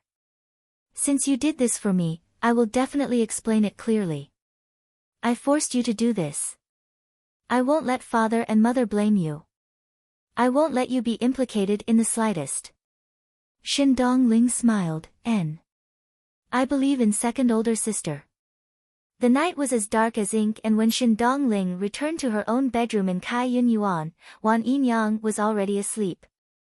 Shen Dongling sneaked out behind Wan Yinyang's back, and Wan Yinyang thought that Shen Dongling had already rested. Shen Dongling's maid, Xinghua, asked, young lady really want to help second young lady marry? Marry? Why not marry? Shen Dongling looked at Xinghua as she closed the door and sat on the couch. She picked up the teacup in front of her and leisurely took a sip before revealing a completely different smile. She said, the Wang family is an official family, and Wang Bai's future official career is boundless, and the inner courtyard is peaceful. Based on my background, it is impossible for me to marry into the Wang family in this lifetime. Since there is such an opportunity, one would be a fool not to grasp it firmly. In that case, Xinghua smiled, second young lady can be considered to have done a good deed. Good deed? Shen Dongling's smile was somewhat sarcastic. Could it be that you think that in this Shen residence, there is really someone who is as kind as a fairy? The maid was surprised for a moment and was somewhat puzzled. Young lady's meaning is, I will spare no effort to help her, but you need to know that once the exchange of marriage is exposed, the first thing that Shen Yu would do is to splash the dirty water onto me. It must be me who thought of ways to snatch her marriage, and she, Shen Yu, would feel wronged. Even if the second branch knew the reason, in order to prevent the Wang clan from becoming enemies with them, they would still blame me. As for old Furen, Shen Dongling sneered, a Shu daughter is naturally not as important as a D daughter in her eyes. No matter what, I'm the one to be sacrificed. A look of disbelief rose on Xinghua's face as she said, but previously second young lady said that she will clarify for young lady and will not let young lady bear the blame for nothing. Is Shen Yu such a kind-hearted person? Shen Dongling shook her head and smiled, everyone in this residence is selfish. What makes you think that Shen Yu is such a selfless person? If she was really so selfless, she wouldn't have asked me to marry someone for her. Since that is the case, Xinghua asked, does young lady still want to substitute in marriage? What should we do if all the dirty water is poured onto Miss? Shen Dongling smiled indifferently, don't worry, since I can marry her, I must have made full preparations. Xinghua, you must remember that everyone in this Shen residence are all jackals, wolves, tigers and leopards. If one wants to do something, it is better to do it yourself than to beg others. Just like fifth younger sister, she has done very well. So once there is a chance to leave the Shen residence, I will not be reluctant. Xinghua nodded her head as if she understood something and suddenly thought of something before asking, do you want to tell Yinyang about this matter? No need. Shen Dongling flatly refused, Yinyang is timid and will definitely not agree to me marrying Shen Yu. After the matter is done, then explain it to her.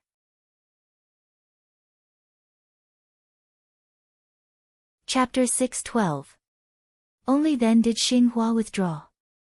Coincidentally, in the Shin residence's Qiu Shui Yuan, there were also people talking about Shin Yu's marriage. Yuer had not eaten for the entire day and her body cannot take it. The one who spoke was Shin Wan. He also doted on Shin Yu for so many years, and if it was not for Shin Yu always thinking about people that she should not think about, Shin Wan would not have punished her like this. She would not eat the things that I sent people to send over. Chen Roqiu sighed, thus let third older sister send it over to her. Most likely she has eaten it now. Third older sister. Shin Wan frowned, when did you ever get so close with her? In Shin Wan's eyes, Shin Dongling was after all a Shu daughter, and it was a loss of status for Shin Yu to be on good terms with Shin Dongling, thus he was not very happy when he heard it. Chen Roqiu smiled, it got better a few days ago. Originally there was eldest sister who talked to Yuer in the residence, but after that eldest sister passed away, there are no other sisters in the residence.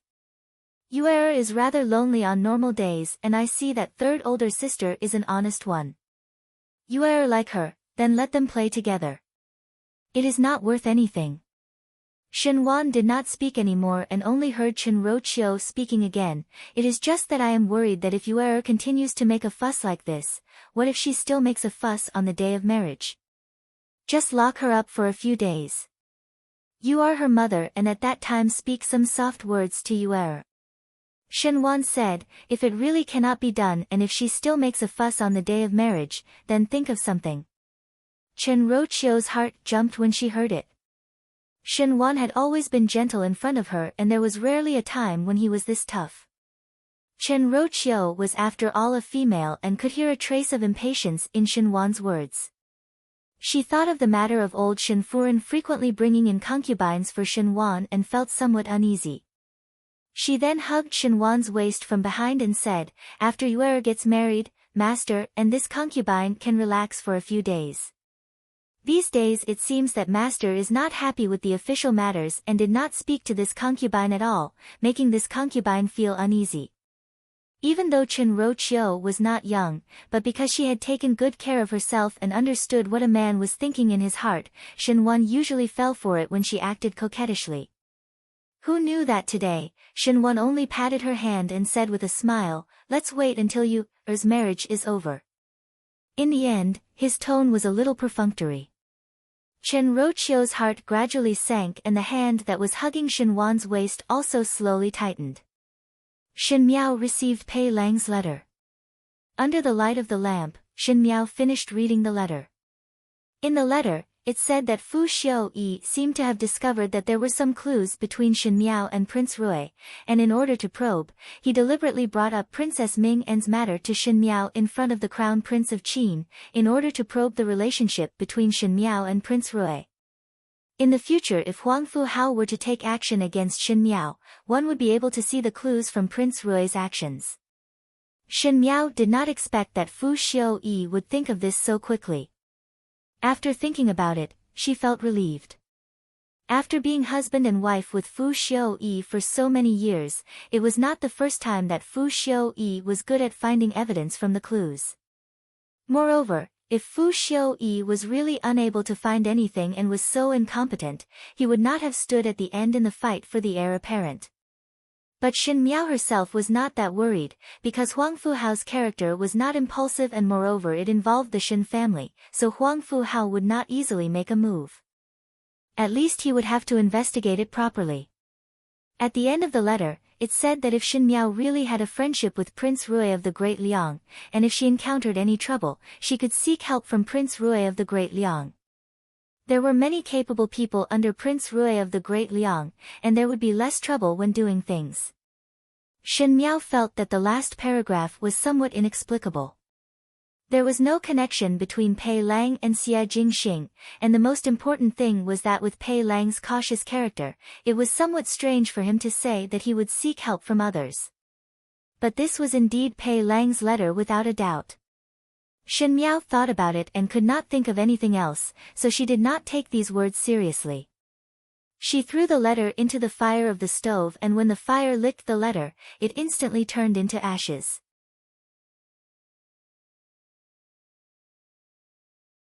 Chapter 613.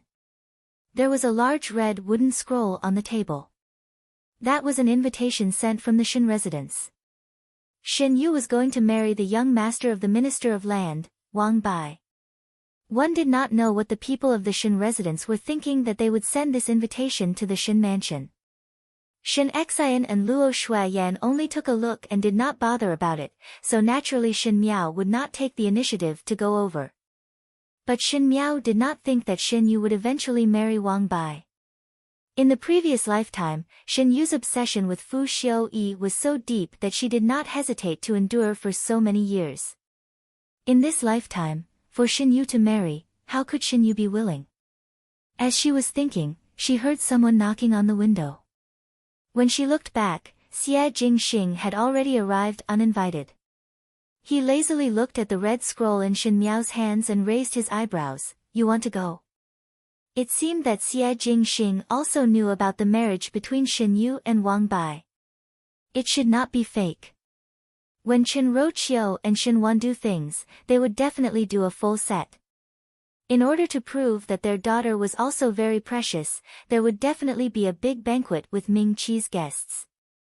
In addition, the Minister of Land was acquainted with many officials and many officials were on good terms with him, thus it was appropriate to send more red scrolls. Perhaps the entire Ding capital knew about it now. Not going. Shin Miao casually threw the red scroll on the table. Xie Jingxing seemed to have expected that she would say that, and his figure flashed and entered the room. Shin Miao sat down in front of the table and Xie Jingxing stood at the side with his arms crossed. Shin Yu is locked up in the ancestral hall and Shin Dongling just went over to take a look. Shin Miao looked at Xie Jingxing with some surprise and hesitated for a moment before asking, "You even went to the Shin residence?" Xie Jingxing was a dignified Prince Rui of the Great Liang. How could he do all these uninvited thief things? It was fine to frequently stroll around the Shin mansion, but to actually secretly peep at the movements of the people in the Shin residence. Xie Jingxing choked on Shin Miao's words, "Of course it was not me who went." Shin Miao understood that most likely it was Xie Jingxing who sent his subordinates, but she felt that it was somewhat strange in her heart. The people in the Shin residence did not have the slightest bit of relationship with Xie Jingxing, so why did Xie Jingxing let people monitor the movements in the Shin residence? Could it be for her? "Shin Yu's marriage, you are not happy?" Xie Jingxing asked. "The people in the Shin residence have nothing to do with me. Could it be that I should be happy for her?" Shin Miao said, "Moreover, whether the marriage is successful or not is another matter. What is there to be happy about?" Xie Jingxing's lips hooked up and sat opposite Shin Miao before looking at her. "You seem to understand it very well. You specially came over to tell me that Shin Dongling and Shin Yu are together, is it not to tell me about this matter?" Shin Miao smiled without a care. "Shin Dongling and Shin Yu will eventually exchange marriage. Fortunately Shin Yu found Shin Dongling. One think that with Shin Dongling around, there would not be any mistakes in this marriage exchange." In the Shin residence, Shin Miao did not know what role Shin Dongling played, and in the last lifetime, Shin Miao did not pay much attention to this Shu younger sister. Ever since his rebirth, he had seen many things clearly. Shin Dongling was actually very similar to a person. Shin Dongling was very similar to Fu Xiu-yi, they both had a kind of endurance skill. Shin Dongling had endured for so many years, and now when Shin Dongling was mentioned in the Shin residence, everyone would feel that she was a Shu daughter who had no special characteristics and her temperament seemed to be very good. Then it was such a person who was able to live till now safe and sound under Ren Wanyun's checks and balances. From the looks of it, in the entire second household, it seemed that only Shin Dongling and Wan Yinyang were the winners. Shin Miao did not dare to underestimate such a person. Xie Jingxing smiled. "How do you know about the exchange of marriage?" "Because Shin Yu is not willing." Shin Miao said, "Shin Yu is not willing to marry Wang Bai, but unfortunately Chen Roqiu and Shin Wan Geng have already exchanged and the marriage was already set. For a person like Shin Yu, this is a forced marriage." Shin Yu had always been proud and arrogant, and after so many years, everything went smoothly. How could she accept such an arrangement? It is not entirely a coincidence that Shen Dongling appeared here. Most likely one has the intention to escape and the other has the intention to replace, so it is a very good deal. Xie Jingxing listened to Shen Miao's words and there was a lazy smile on his face. He seemed to like listening to Shen Miao's analysis of the opponent and felt that Shen Miao's serious look was somewhat interesting. He said, "Forced marriage. Wang Bai is enough to match Shen Yu. Unfortunately he is not Shen Yu's sweetheart." Shen Miao smiled slightly. Shen Yu is such a stubborn person and would not change her original intention. In order to marry her sweetheart, in order not to be forced to marry, she would always think of ways. "Then what about you?" Xie Jingxing suddenly asked. Shen Miao frowned. Xie Jingxing casually said, "If one day you are also forced to marry, what would you do?"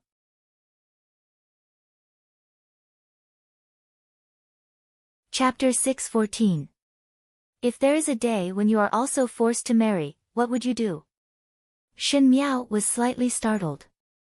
She was forced to marry.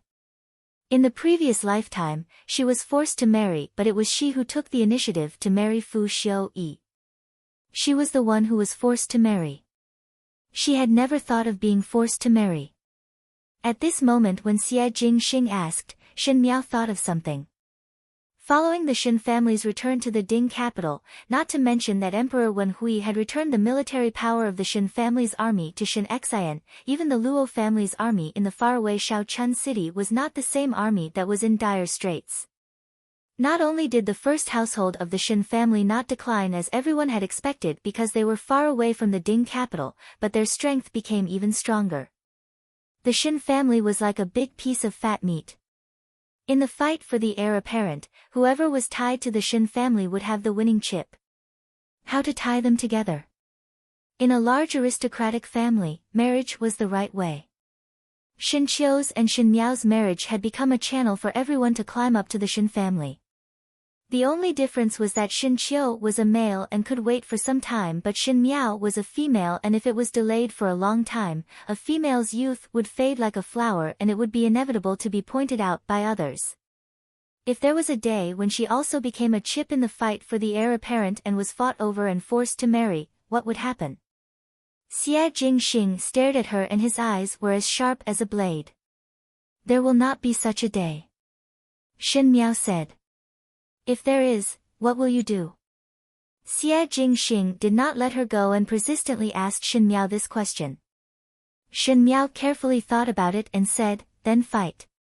If one is able to fight, one would naturally think of ways to let him know the difficulties and retreat. If one is unable to fight, then there is no harm in marrying over. Xie Jingxing raised his eyebrows. "No harm. One must at least live." Shen Miao lightly said, "After marrying over, then think of ways to retaliate. There are many helpless things in the world and I cannot be like a strong female and die with a piece of white silk. It is better to keep one's life and there would be a chance to turn things around." The previous life's experience in the palace made Shen Miao understand that death was the most hopeless thing. Once he died, it would mean that everything had been settled, and there would be no more room for change. She often thought that if she did not die like that in the previous life, she would have fought with Mei Furen in the palace for another few decades and it would be unknown who would be the winner. Perhaps she would still lose, but perhaps she would also win. She would help the entire first household of the Shen family, and help Wan Yu and Fu Ming to get back this debt of life. In any case, life would not pass in vain. Xie Jingxing stared at Shen Miao. She was like a plant full of vitality, a weed that grew in the cold winter. Even in the harshest environment, she would never lose hope. Even if he was in the most disadvantageous position, he could still climb to the position he wanted little by little. Her purpose was clear, but it was also mysterious. She did not look like a 16-year-old girl. Xie Jingxing smiled faintly. "You are like the Shen family." Shen Miao did not speak and only heard Xie Jingxing speaking again. "I will make a trip out of the city these few days. Be careful yourself. If there are any problems, go to Feng Xian pawn shop to look for Ji Yushu. Gao Yang is my people, so you can trust him." Shen Miao was stunned for a moment. Because of the previous lifetime's experience, Shen Miao naturally knew that Gao Yang was Xie Jingxing's people, and could even be said to be Xie Jingxing's confidant. But even though she knew, Shen Miao had never revealed it. Even when Luo Tan was saved by Gao Yang that day, it was under Xie Jingxing's orders and Shen Miao only pretended not to know. She knew that some things had a bottom line. Even if Xie Jingxing did not have any enmity towards her, it did not mean that a person was willing to let another person know all the ins and outs. But now Xie Jingxing took the initiative to tell her that Gao Yang was his people. This was really treating Shen Miao as his own people.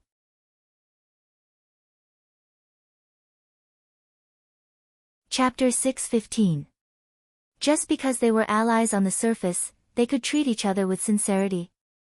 What made Xie Jingxing think that she would not betray him? Shen Miao was thinking like this, but it was not noticed by Xie Jingxing as he said, Huang Fu Hao might find trouble with you. Things that you cannot solve yourself, just hand it over to Gao Yang. Shen Miao inexplicably had a strange feeling. This appearance. It was like a husband telling his wife to pay attention to something before leaving. Shen Miao jumped in shock at her own thoughts and said in a somewhat flustered manner, understood. Xie Jingxing was somewhat baffled by Shen Miao's sudden fluster but did not say anything more and mentioned a few more things to pay attention to before leaving.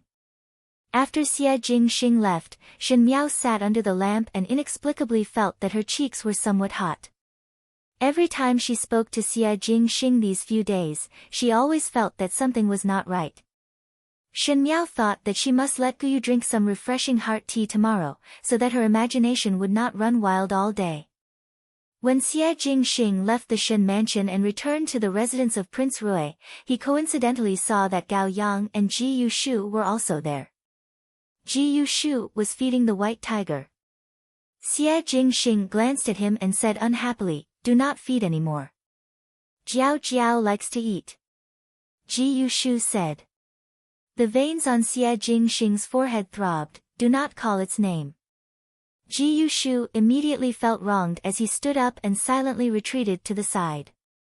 Gao Yang was however used to it and Xie Jingxing pampered this white tiger very much, but only Ji Yushu dared to tease the tiger all day long.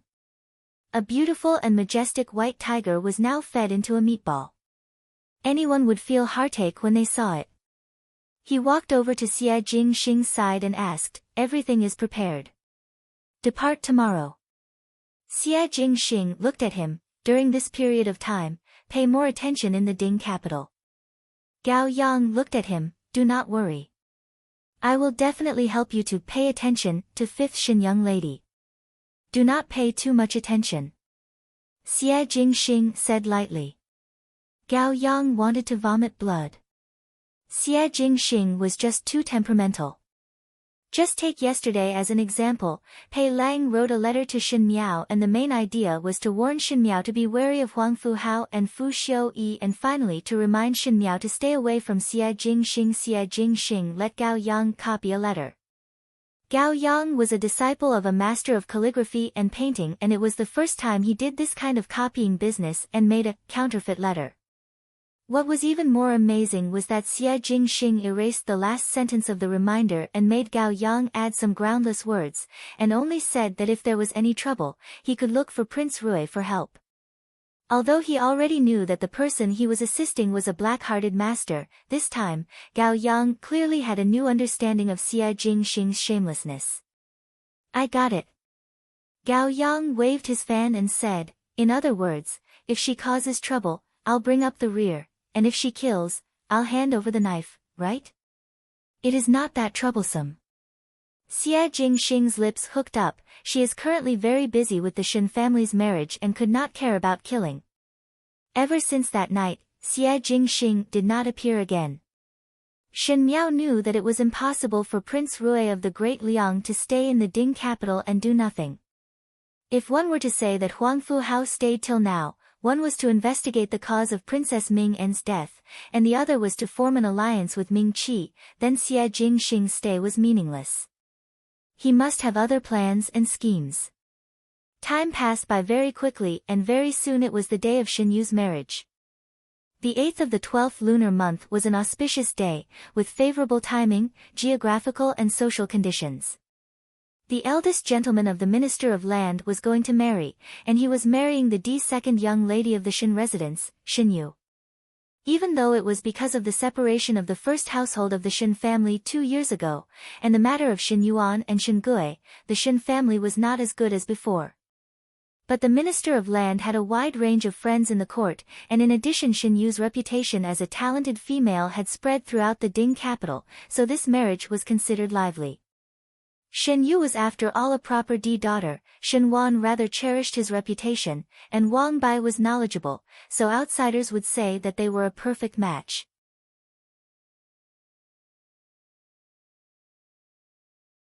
Chapter 6:16.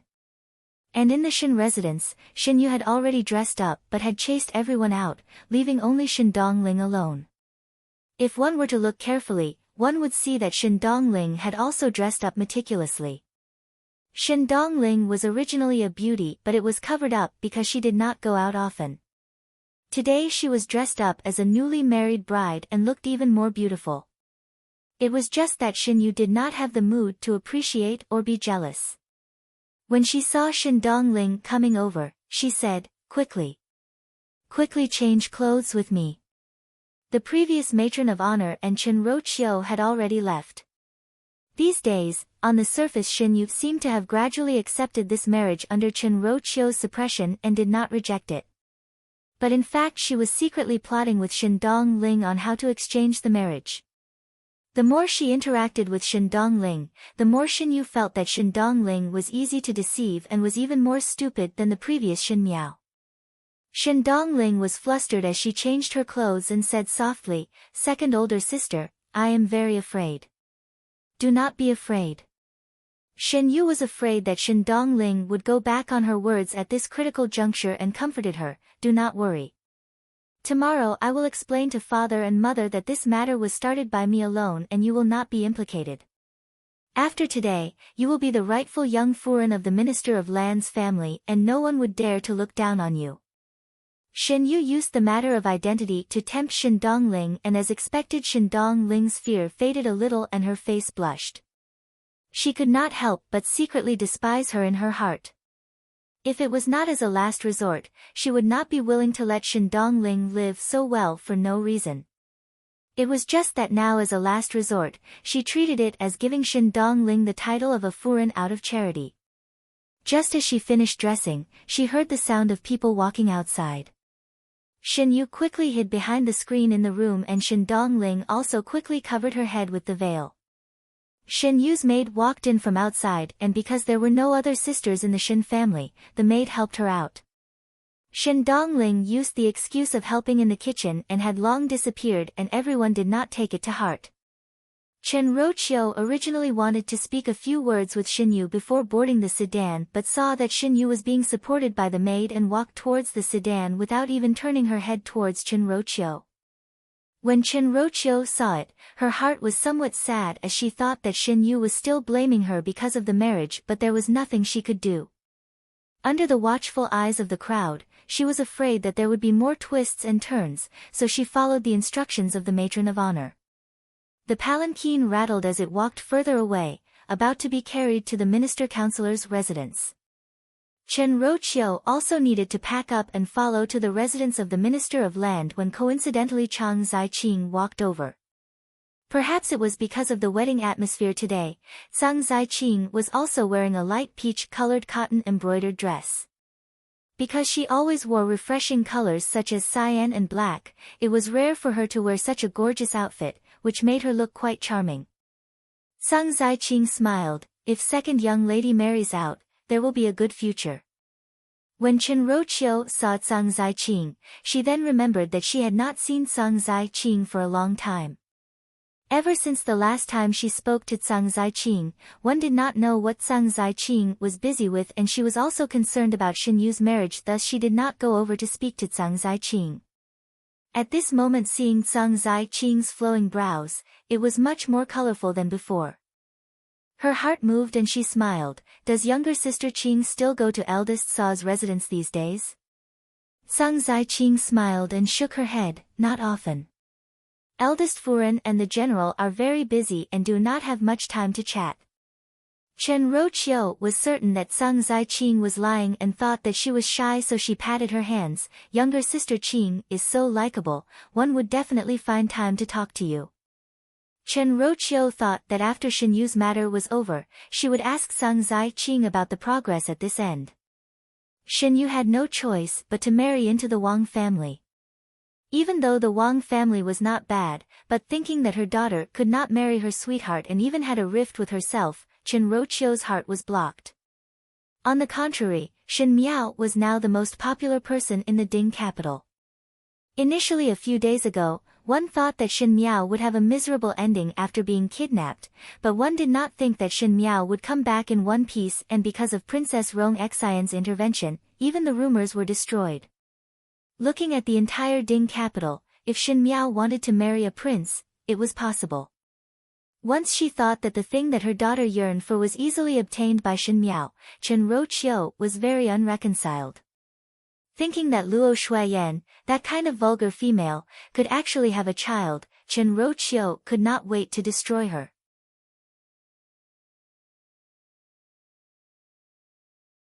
Chapter 617. She took a look at Chang Zai-Qing in front of her. Chang Zai-Qing had already gained Luo Shuiyan's favor, and now it seemed that she was getting along well with Shen Xian. As long as after a few days, Chang Zai-Qing would think of a way to enter the Shen mansion. Then Luo Shuiyan's and Shen Miao's days in the future would not be easy. Most likely one would not be able to see others doing well, especially when one was not doing well. This was what Chen Roqiu was thinking now. She could not wait to see Luo Shuiyan crying bitterly, and in a moment she looked at Chang Zai-Qing more cordially. She pulled Chang Zai-Qing's hands and smiled, "Let's go. Younger sister will also follow me to the residence of the Minister of Land. I often told you to learn from your bearing, but one did not think that she would marry before she even started learning. It is a pity." Chang Zai-Qing followed up with a smile, "It is second young lady's good luck to have a husband to dote on after marriage.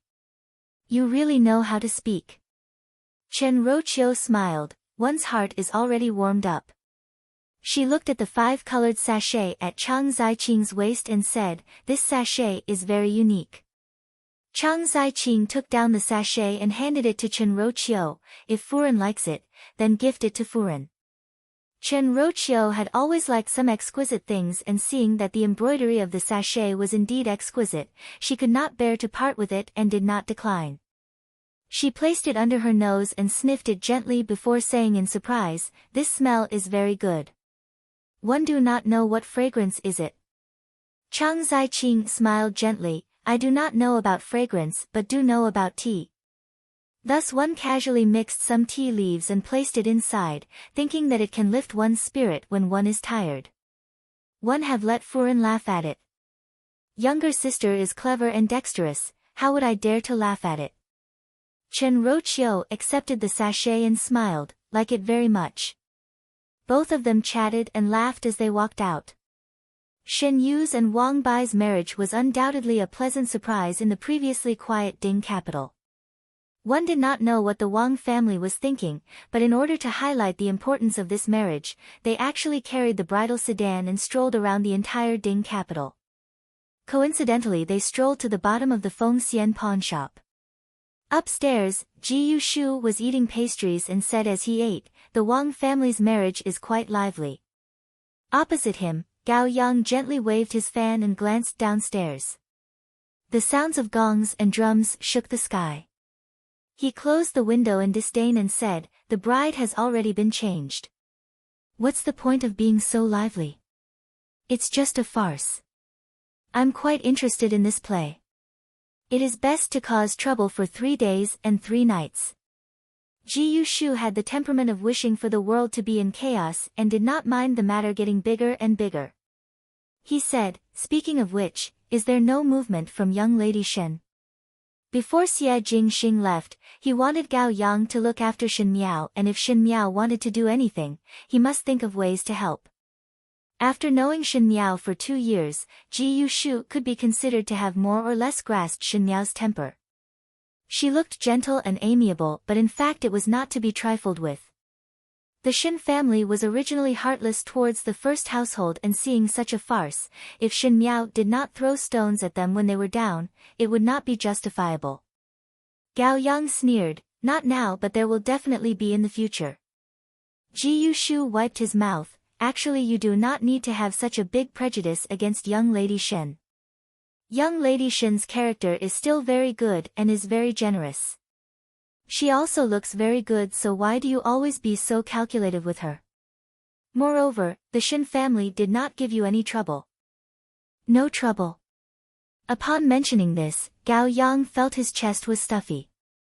Shin Miao was unworthy to say that Xie Jingxing's temperamental appearance made the people around him to be unlucky. Even Shin Miao's Biao older sister was not easy to deal with.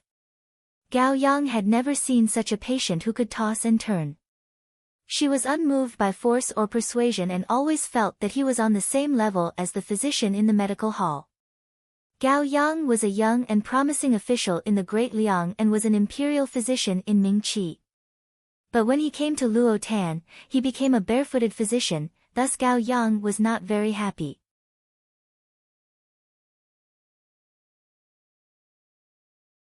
Chapter 618.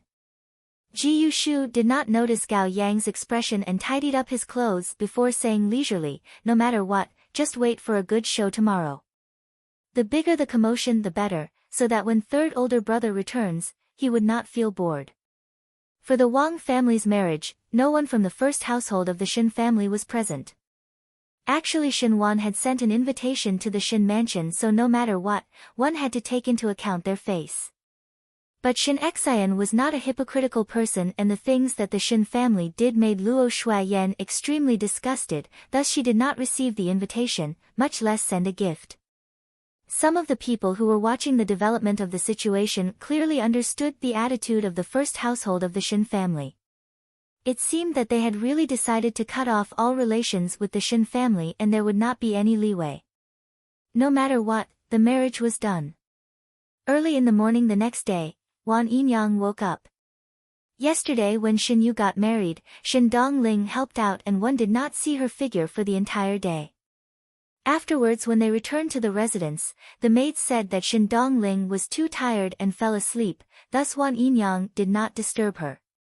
Today she specially made a sweet jadeite soup so that Shin Dongling could nourish her body, thus she stood outside Shin Dongling's boudoir and knocked on the door.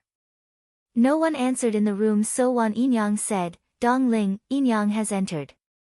Finishing speaking, she pushed the door open.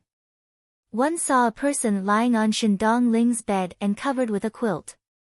When she heard the commotion, she suddenly sat up. Wan Yinyang was first startled before a look of disbelief appeared on her face. She cried out involuntarily, "Second young lady, why are you here?" The person lying on Shin Dongling's bed was not someone else but Shin Yu. And Shin Yu had obviously married into the residence of the Minister of Land yesterday, which meant that Shin Yu should not be in the Shin residence but in the residence of the Minister of Land. Why would she appear on Shin Dongling's bed without rhyme or reason? Wan Yinyang looked around again and did not see Shin Dongling's figure. Even though she was not considered smart normally, at this moment she also vaguely understood something. She asked in a trembling voice, "Second young lady, Dongling." "Dongling? Where did Dongling go?" Shin Yu quickly lowered her head and rolled her eyes. When she raised her head again, her face was already filled with tears. The moment Wan Yinyang saw Shin Yu's tears, she felt her vision turning black and only heard Shin Yu sobbing, "Do not know. I also do not know. Third younger sister came over to toast with me and then. I don't know anything else." The Shin residence exploded into an uproar. In Rongjing Tang, everyone stood together. Old Shin Furen was so angry that her mouth was crooked as she looked at Wan Yinyang and said angrily, "A good daughter that you have taught." Shin Gui stood at one side and originally wanted to say something. Now Wan Yinyang was the only woman that gave birth to a child for him, and Wan Yinyang was usually considered gentle and well-behaved, so even though Shin Gui was a playboy, he still had some affection for Wan Yinyang. But when he saw the angry expressions of his third brother and third sister-in-law, he swallowed his request. Shin Dongling actually schemed against Shin Yu and helped Shin Yu to marry. Now Shin Yu was left in the Shin residence and Shin Dongling was married to the Minister of Land's family. If it was anyone else, they would not be happy. Shin Gui himself also did not think that the usually well-behaved and timid Shin Dongling would have such big guts to exchange the marriage. Shin Gui would never offend his third brother for a daughter, even if that was his only bloodline. Wan Yinyang cried as she kowtowed to old Shin Furen and said as she kowtowed, "Old Furen is wise. Third young lady is usually timid, so how would she have such big guts to exchange the marriage? Old Furen, could it be that there is some misunderstanding? Even if third young lady had 10,000 guts, third young lady would definitely not dare to do such a treacherous thing. Do your words mean that you are slandered third lady?" Chen Rochio's face was livid. These words can really hit the heart. Wan Yinyang.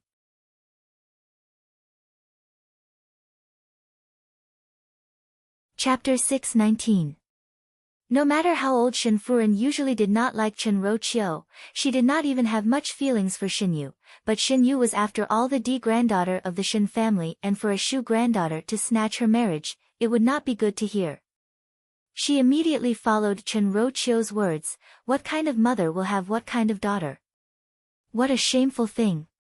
Wan Yinyang cried as she looked at Shin Yu, "Second young lady, wasn't your relationship with third young lady very good previously? You also speak up for third young lady. Third young lady is not that kind of person, right?" Wan Yinyang did not believe that Shin Dongling would do such a thing. Since young, Shin Dongling had her own ideas, and many times when Wan Yinyang did not understand, Shin Dongling would even point it out to Wan Yinyang. Wan Yinyang had always thought that the daughter that crawled out of her womb would not be worse than any of the daughters in the Shin residence unless there was a problem with her identity.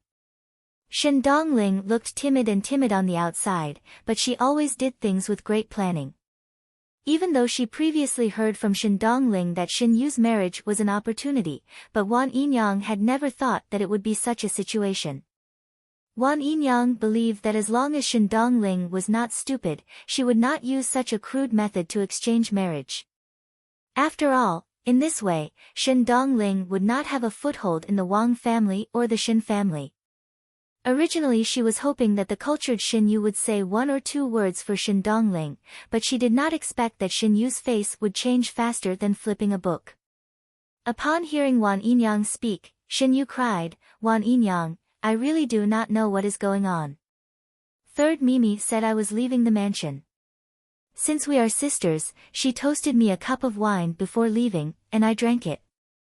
When I woke up, it was already the next morning. I also believe that third younger sister didn't do it on purpose. But I really don't know how she became like this." On the surface, Shin Yu's words were saying that she believed Shin Dongling, but her words were saying that she was schemed by Shin Dongling, which was undoubtedly adding fuel to the fire. As expected, when Chen Rochio and Shin Wan heard this, their expressions became even more gloomy. Shin Gui also frowned, and when Wan Yinyang saw everyone standing on Shin Yu's side, a trace of despair flashed in her heart. The urgent matter is to first think of how to solve it. Chang Ziqing said softly. She was not a person of the Shin Fu, and it was not good to comment on the previous words. At this moment, it reminded everyone that the bride had changed, so how could they explain to the Wang family? Send Shin Dongling back. Or should he simply send Shin Dongling to live on the farm for the rest of her life? In any case, Shin Dongling was just a concubine's daughter, so it would be easy to get rid of her. The most important thing was to not make the Wang clan unhappy. Old Shin Furen made a prompt decision: first go and discuss this matter with the Wang family and let people send third girl back. Needless to say, lock Wan Yinyang in the woodshed. The things that she gave birth to do wrong, as the mother, she deserves to be taught a lesson. When Shin Yu heard it, she became anxious instead. She did not expect that Shin Dongling would be sent back. If Shin Dongling was sent back, then wouldn't she be sent to the Wang family? So all these methods were all for naught. How could he do that? Chen Roqiu and Shen Wan were rather satisfied with old Shen Furen's words. Chen Roqiu glanced at Wan Yinyang and her heart was filled with resentment. She only thought that in the future, she would definitely torture Wan Yinyang. Whether it was to be sold or to be a slave, it was after all a troublesome thing. When Wan Yinyang heard it, her eyes turned black. One had to know that if Shen Dongling was sent back. She was already married once and Shen Dongling was a Shu daughter, the Shen family would definitely choose to protect Shen Yu and sacrifice Shen Dongling. In this way, the rest of Shen Dongling's life would be ruined. Just as she was thinking, a servant came in to report that the Minister of Land, Wang's family, had arrived.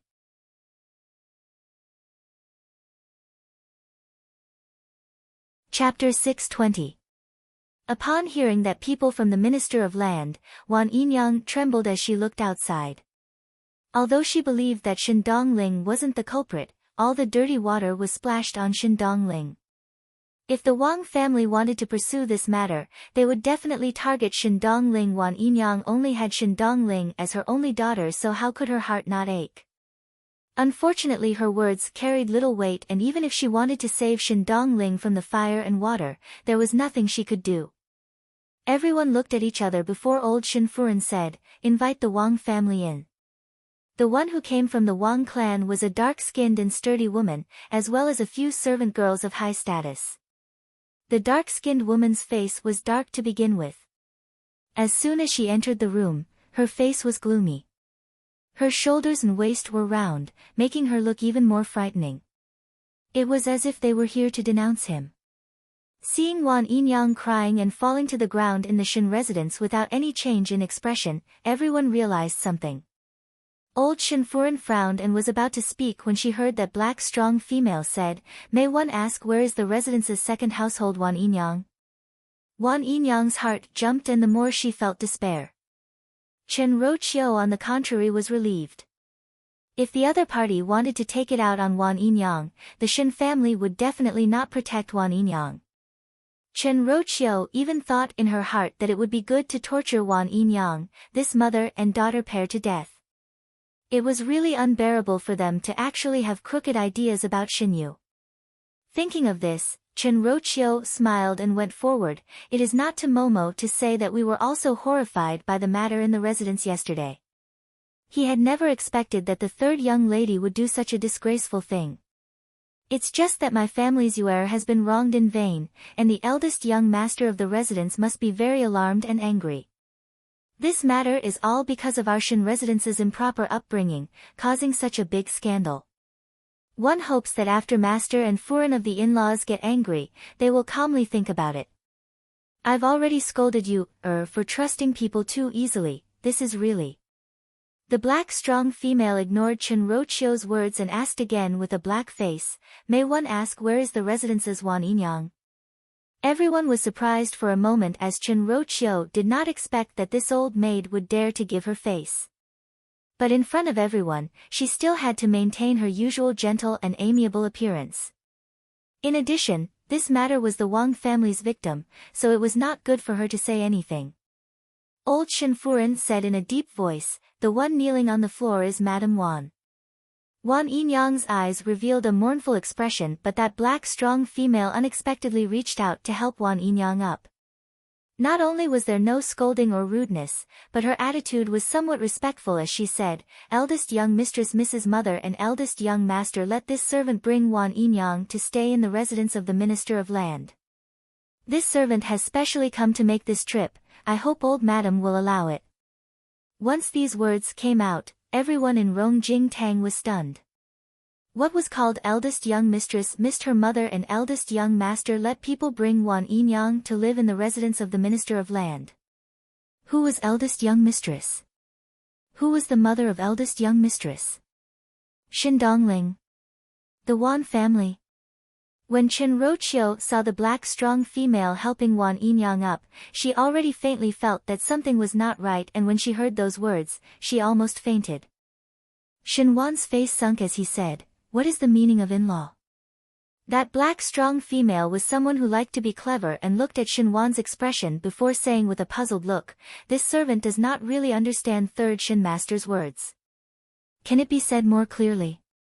Shen Wan and Chen Roqiu were somewhat depressed at the same time. This old maid was obviously pretending to be confused and obviously knew something but still pretended to be stupid. Could it be that they had to say the words of exchanging the marriage? Shen Wan and Chen Roqiu were unable to say it out, but old Shen Furen did not have such concerns. She was originally not a daughter of a noble family, thus she did not know shame. She stiffened her neck and said, "In-laws' words are not right. Yesterday during the marriage, our residence's third and second young lady exchanged the marriage and even the bride was changed.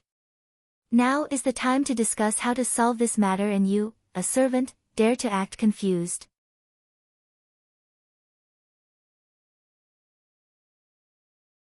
Chapter 621. When Chen Roqiu and Shen Wan wanted to stop old Shen Furen, it was already too late. Old Shen Furen always had this kind of ability. She always felt that she was a cut above others and everyone would fawn over her. For Shen Yu's marriage, old Shen Furen actually did not look at the Minister of Land's family and wanted Shen Yu to marry higher, but in fact, the Wang family's status and connections in the court was far higher than what Shen Wan had. On the surface, this black and strong woman was an old woman, but without the Wang family's permission, how would she dare to speak to the Shen family like that? Old Shen Furen scolding this old woman was clearly scolding the Wang family. The Wang family would only feel that the Shen family did not have the eyes and was bullying others. When the black and strong woman heard it, she indeed laughed, but that laughter was exceptionally ear-piercing to Chen Roqiu and Shen Wan's ears. The black and strong woman was puzzled. What is old Furen's meaning? Where did the matter of exchanging the marriage come from?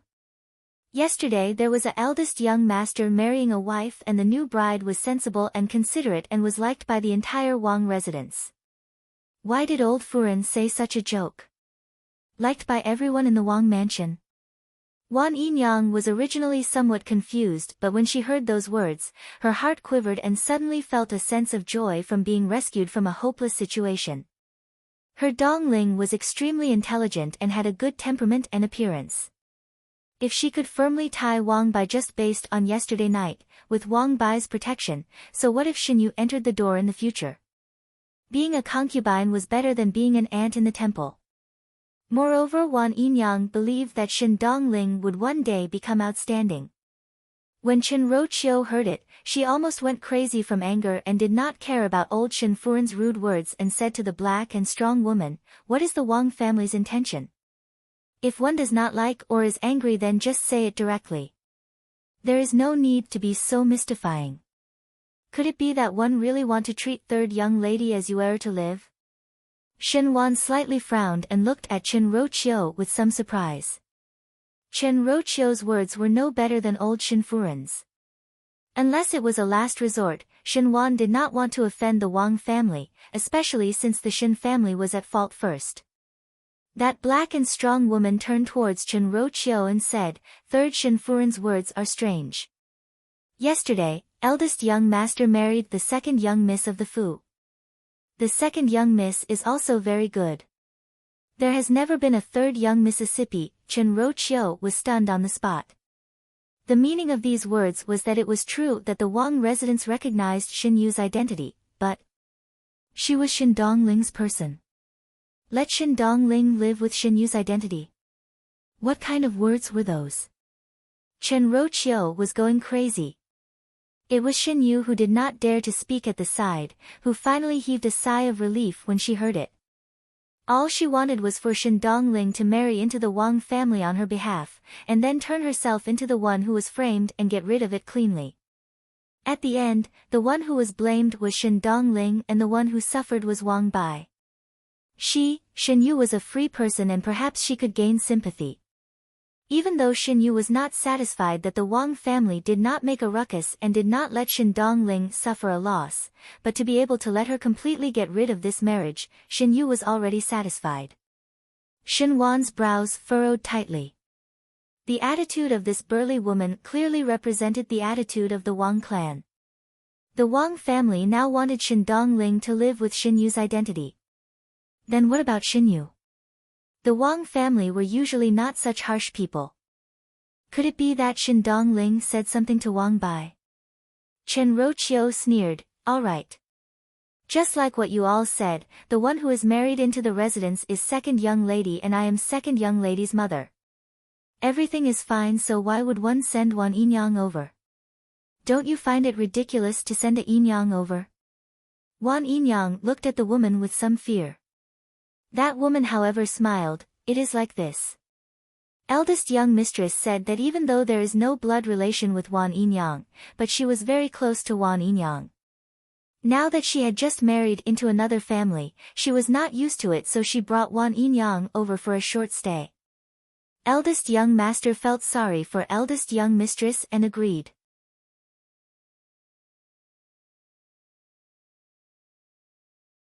Chapter 622. Such a reason to lie without batting an eyelid, but it was like a ruthless slap on the third household's face. Especially Shin Yu.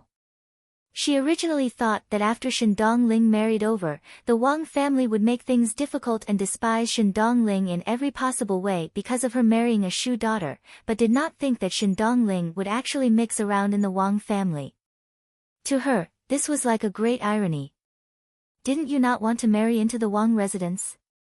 Apologies. The one that our eldest young master likes is not you. Eldest young mistress is loved and respected by others, and even without you in the Wang residence, she can still live well. Shin Yu gritted her teeth and was somewhat unreconciled. Originally she tried all ways and means to let Shin Dongling replace herself, but when she saw that Shin Dongling might obtain the favor of the Wang family, Shin Yu was not happy. Humans most likely had a kind of strange heart, even if one did not want it, one would not want others to easily obtain it.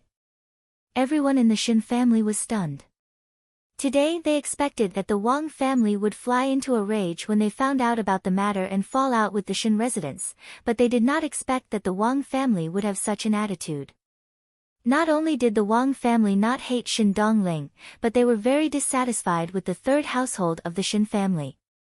There was ridicule in the open and in the dark. Chen Roqiu still wanted to speak but was stopped by Shin Wan. Shin Wan said, since that is the case, I will go over tomorrow to explain. Before this, one hoped that the in-laws would be more rational and not be blinded by anger. The dark-skinned strong woman smiled and said, what is third master saying? Right now, the residence is lively and sweet. Master and Furen are very happy, saying that the daughter raised in your residence is excellent. How could they be angry? I'm afraid third master is worrying too much. This dark strong female was also a talent, and one sentence made Shin Wan choke. She patted Wan Yinyang's hands and smiled at old Shin Furen. This servant will now bring Wan Yinyang back and hope that old Furen will approve. Eldest young master is in the residence waiting for this servant to return and report. She actually brought out Wang Bai's name. Old Shin Furen frowned as she looked at Shin Wan and Shin Gue. She also faintly felt that today's matter was somewhat strange. After all, Shin Wan was Shin Yu's father and Wan Yinyang was a person from the second household, thus she could only make a decision to her two sons. Shin Gue was unable to come up with any ideas and Shin Wan's face was gloomy, but he said, since that is the case, Wan Yinyang will follow along. It is rare that a child has such a heart. These words were neither yin nor yang, but it made one's back turn cold. Wan Yinyang was half pleasantly surprised and half frightened. She was pleasantly surprised because the Wang family did not seem to intend to pursue Shin Dongling's wrongdoings, and she was frightened because she did not know if the Wang family deliberately did this or if it was to express their dissatisfaction and deliberately anger the third household. At the end, Shin Dongling would still be the one to be sacrificed. The dark strong woman did what she said and brought Wan Yinyang away in front of everyone in the Shin family. Rong Jing Tang was silent, and after a moment old Shin Furen said coldly, what exactly is going on? The strange attitude of the Wang clan was even more unsettling than if they had torn off all pretense of cordiality. Chang Zai-Ching moved her lips and seemed to want to say something, but after seeing Shen Wan's expression, she swallowed the words that were at the tip of her tongue. Shen Gue was somewhat embarrassed. Originally it was Shen Dongling who snatched Shen Yu's marriage, and he wanted to hand Shen Dongling mother and daughter over to the Wang family, so that the Wang family and the third household could appease their anger, but one did not think that there would be such a situation. Shen Gue coughed twice. Later I will write a letter to Dongling and see what kind of matter she is doing. Shen Wan smiled and looked at Shen Yu before softly saying, follow me back to the room first. He turned his head to look at old Shen Furen and said, Mother, the Wang family's matter cannot be rashly done. After this son personally visit tomorrow to apologize, one think that the matter can be easily solved. It is all this son's fault to disturb this elderly.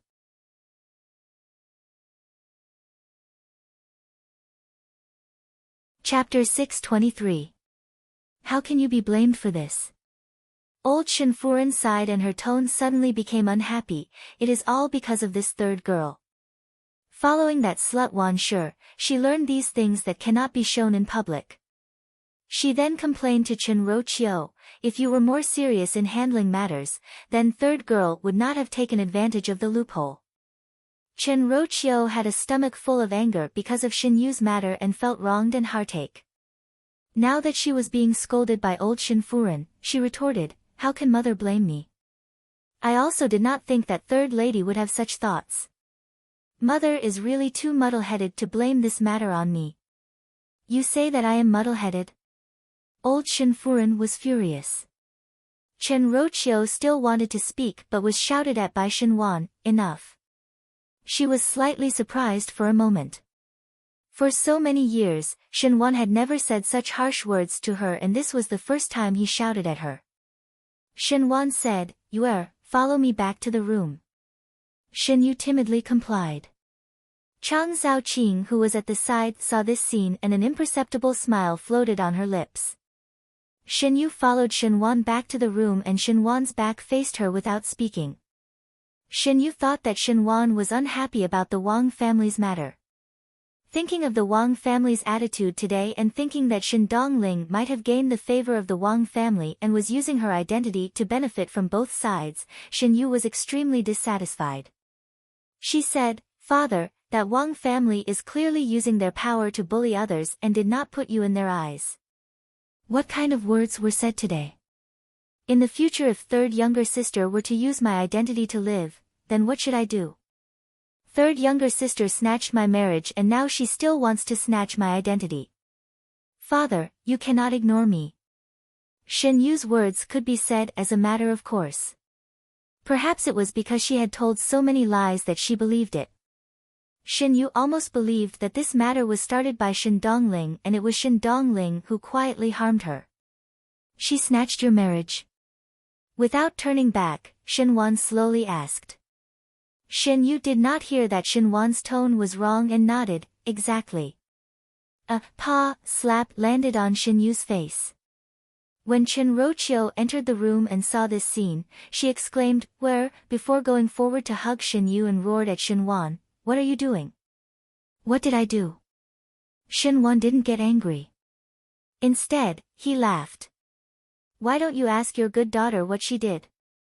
As Shen Yu covered her face, her body could not help but tremble. Although the handprint on her face was painful, it was nothing compared to the fear in her heart. You dare to say that you didn't know anything about this?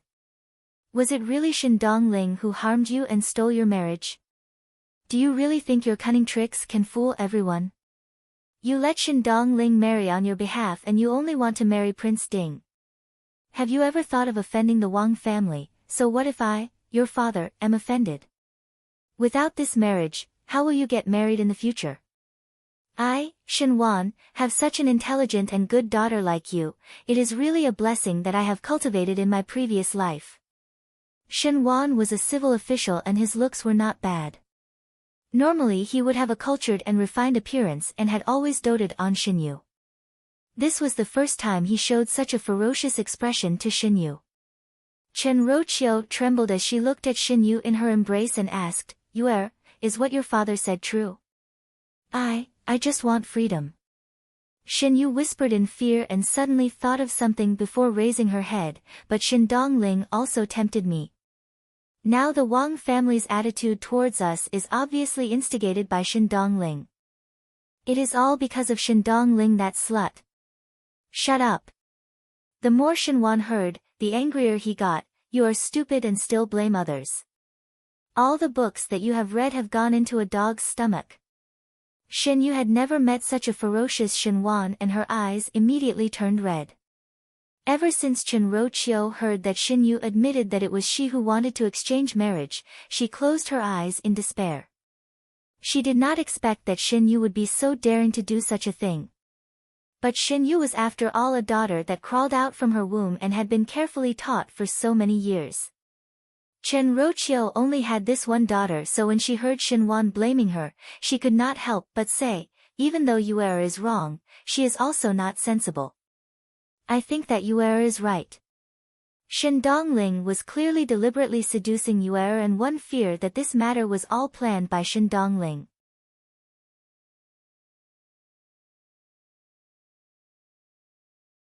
Chapter 624. Shinwan pressed his forehead and his gaze towards Chen Rochio was filled with disappointment. He said, when did you become unable to distinguish right from wrong? Chen Rochio was surprised for a moment. She only heard Shinwan continuing, never mind. Tomorrow I will personally visit the Wang family to apologize. But I do not know if this matter will succeed. After all, it is our Shin family's fault first, and if it does not succeed, then it is your own fault. Finishing speaking, he glanced at Shin Yu before turning and leaving with a brush of his sleeves. Chen Rochio was alarmed by Shinwan's disappointed eyes when he left. She still wanted to say something, but Shinwan had already left the room.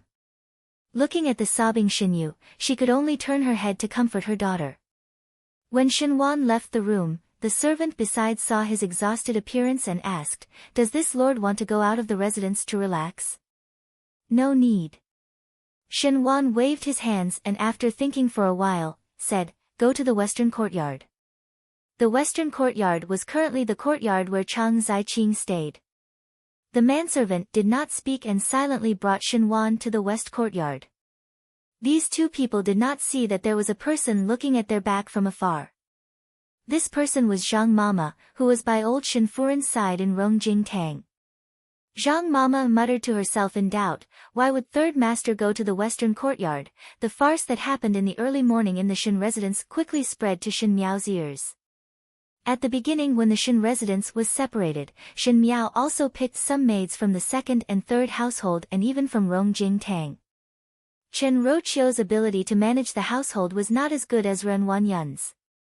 At the beginning, when Ren Wanyun was managing official matters, every courtyard, especially Kai Yun Yuan, was like an iron bucket and it was difficult to insert spies. When Chen Rochio managed the Shin residence, it was like a plate of loose sand. In addition, with the sudden decrease in income and expenditure of the Shin residence, the servants did not live as well as in the past. As long as Shin Miao took out some money, it was a very common thing to bribe the servants. Moreover, what she wanted to ask was not any confidential matters, but only the big and small matters that happened in the Shin residence. As long as one inquired a little, one would be able to find out. After the second household of the Shin family declined, it was the third household that supported the Shin family. Chen Rochio usually had the bearing of a matriarch of the household, and Shin Yu was even more outstanding because there were no other sisters competing with her. He didn't know if it was because he had lived a comfortable life for too long that his brain wasn't enough. For example, Shin Yu's move this time was really terrible. After this matter, Shinwan really did as he said. The next day, he went to the Wang family to apologize. She didn't know what kind of excuse he had prepared, but he probably wanted to tactfully push all the blame onto Shin Dongling. Who knew that this time, the Wang family would give Shinwan a tight slap? The Wang family did not accept Shinwan's apology, as the Wang family did not even acknowledge Shin Yu. They had to say that Shin Dongling was the daughter of the third household, and as for Shin Yu, apologies, they did not know her at all. Shinwan was extremely embarrassed. He could tell that the other party was deliberately finding fault with him.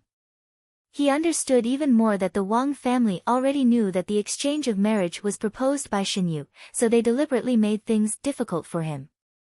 Shenwan thought that with his relationship with the Wang family, he would be able to put on airs for a while and the Wang family would eventually exchange Xinyu and Dongling back, but this time Shenwan guessed wrongly.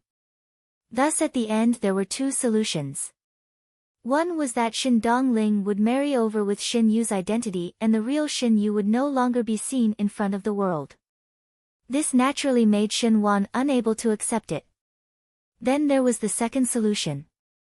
Xinyu would also marry into the Wang family with the name of a Pinchi. Because everyone had participated in Xinyu and Wang Bai's marriage, this time the real Xinyu's marriage need not be big and others would think that it was a Shu daughter marrying, thus it was so low-key.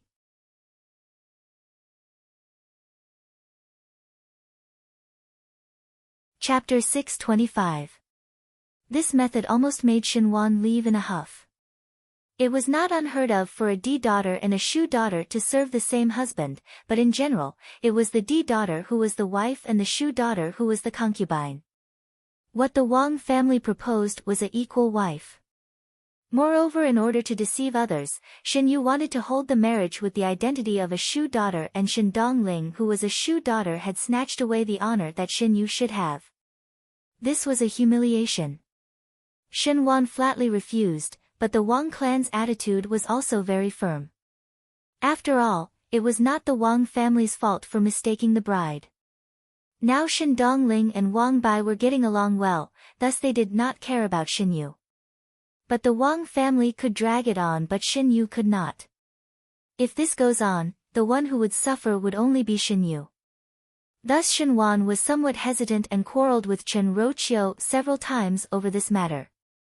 As Bai Lu was talking to Shen Miao about the things that came back from the Shen residence, she was also looking at Shen Miao's overjoyed look. Shen Miao had always been calm and it was rare for her to be this happy, as if she was really happy. The young lady is amused. Bai Lu said, this time second young lady has also lifted a rock to smash her own feet, causing so much trouble for no reason, giving third master a headache all day long. If you ask me, it's still third miss who got lucky. Shuang Jiang said, third young lady not only fished up an official's furen, but also received the concern of the Wang family from top to bottom and even brought Wan Yinyang over. It is really glorious. That's hard to say. Bai Lu shook her head, if second young lady also marries into the Wang family, even though they are equal wives, there is still a difference between D and Shu. Third miss only had one concubine while second miss at least had third master as her maiden family. In the end, the Wang family would be biased towards second Mississippi. Third miss may be pleased with herself now, but the days ahead are long. Shen Miao smiled, wrong, third older sister is a powerful person. Bai Lu and Shuang Jiang looked at Shen Miao together. Shen Miao said, even if there is a day when Xinyu marries into the Wang family, she would definitely not be comparable to Dongling.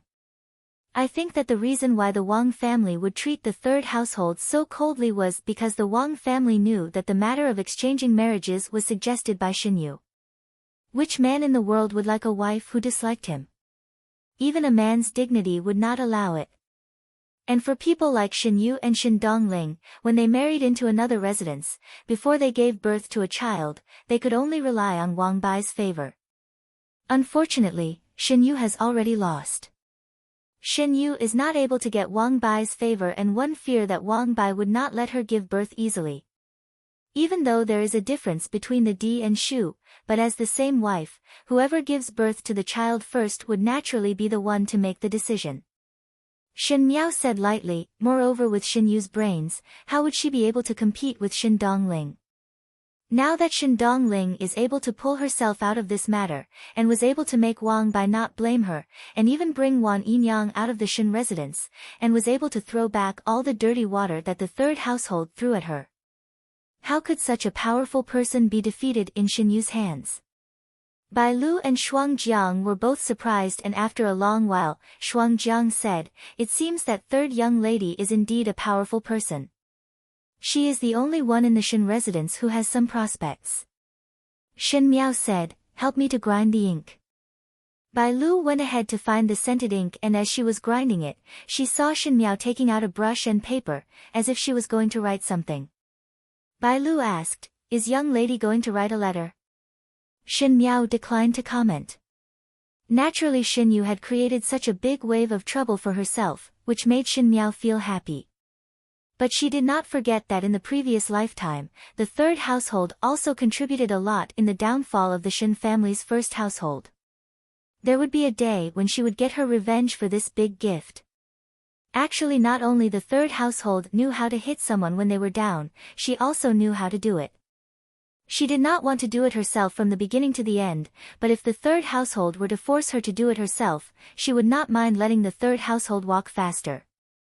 Shen Wan and Chen Roqiu quarreled all day long, and at this time, they needed the comfort of a confidant. It was time for Zhang Ziqing to go on stage.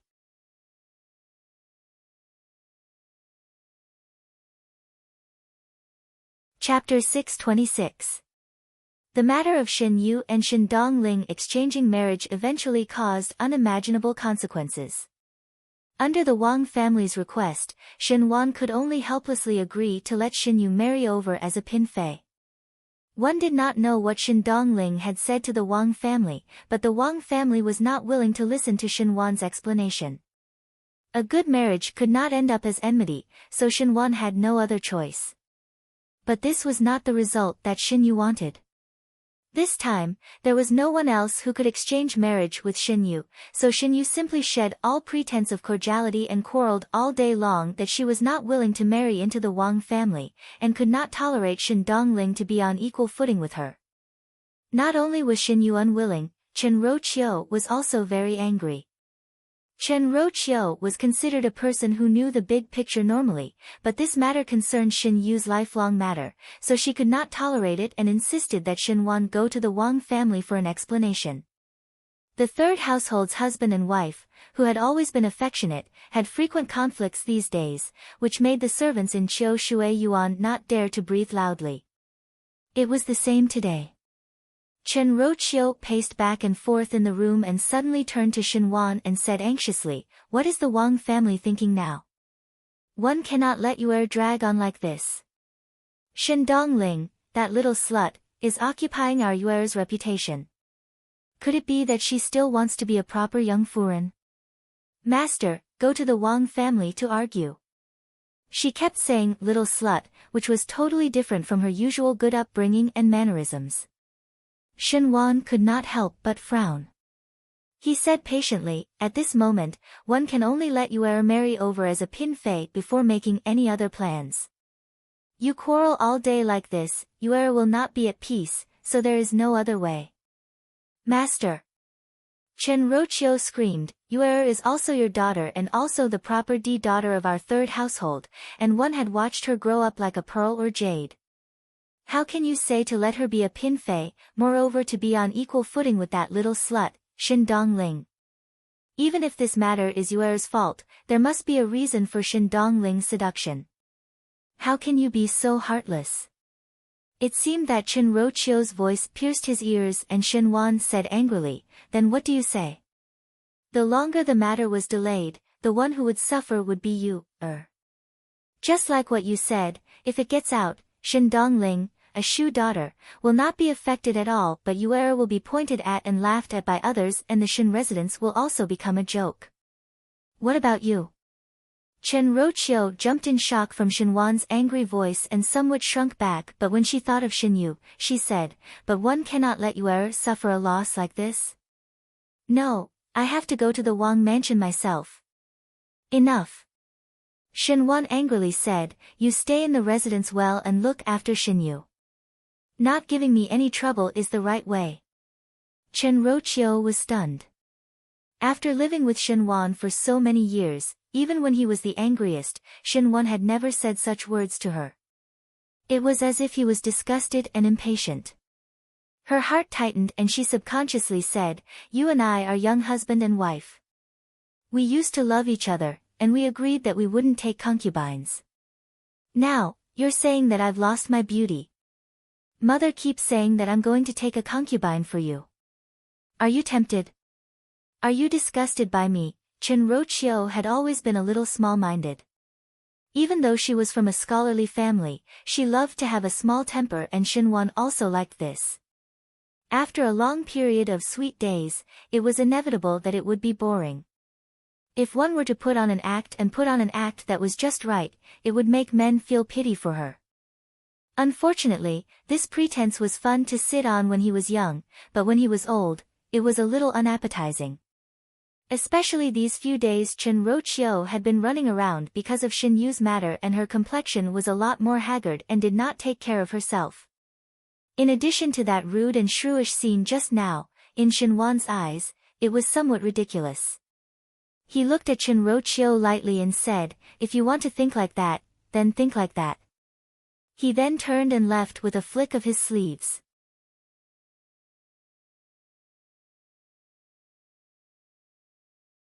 Chapter 627. Chen Roqiu was in a daze as she stood shakily at the same spot. The maids beside her, Shiqing and Hua Yi, quickly supported her. A layer of fear gradually rose in Chen Roqiu's heart. She suddenly felt that something was slowly changing, and the scariest thing was that she didn't know where the change had started.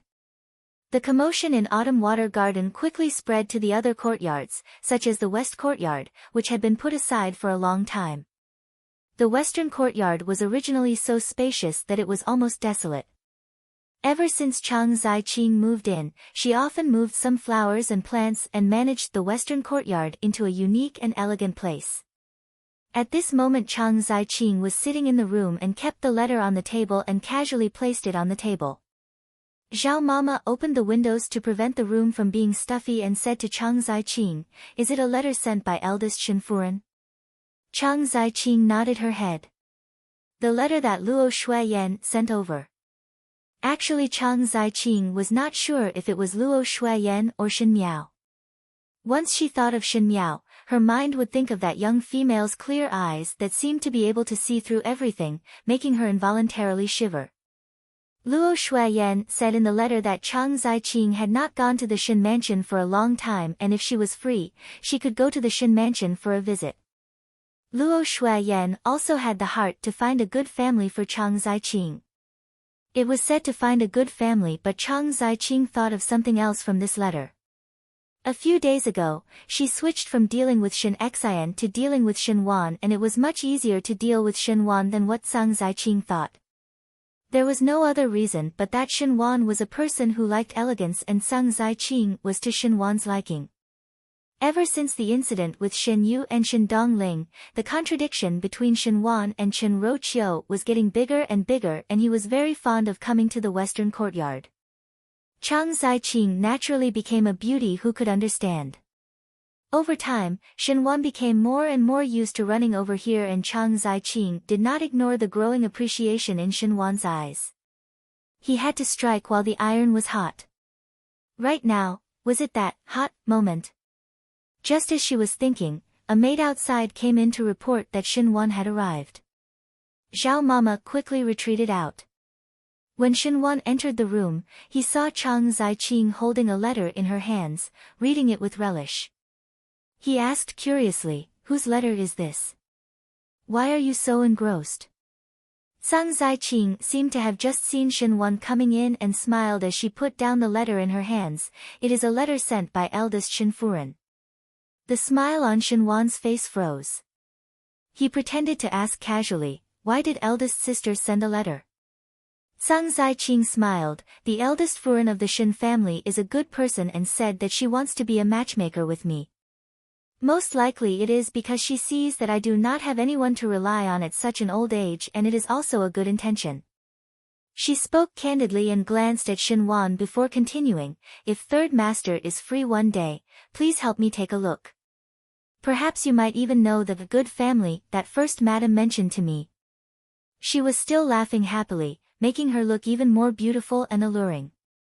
Xinhuan, on the other hand, was gradually unable to laugh anymore. This little matter in the Shen residence was not unique and was also being discussed in Rongjing Tang. Old Shenfuren sat on the couch and the maid behind her gently massaged her shoulders. Wang Mama said softly. Old Furen, third master went to the western courtyard again.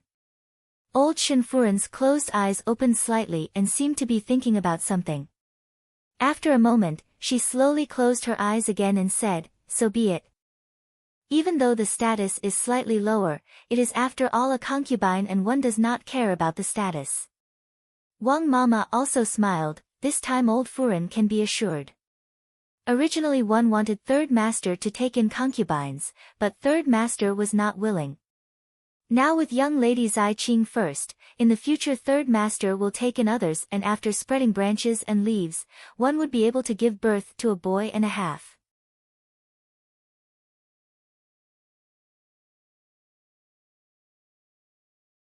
Chapter 628. Old Shin Furen sighed. If it was not that the Shin residence does not have a grandchild, why would I need to intervene in his courtyard?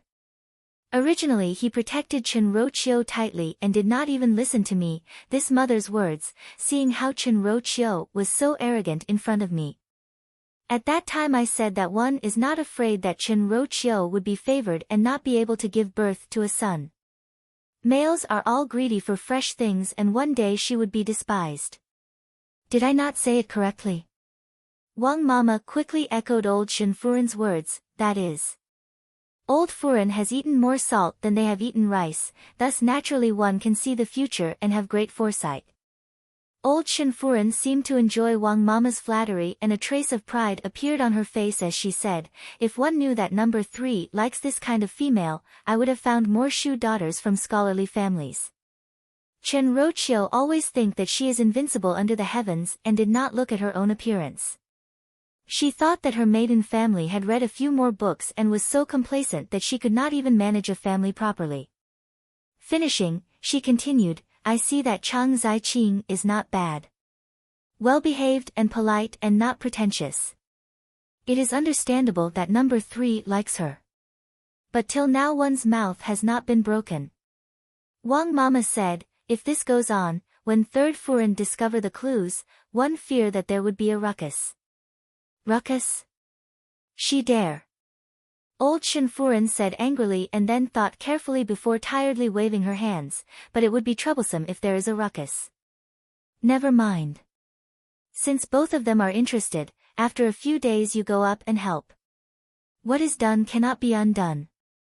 I want to see if Madame Chen would still dare to stop it.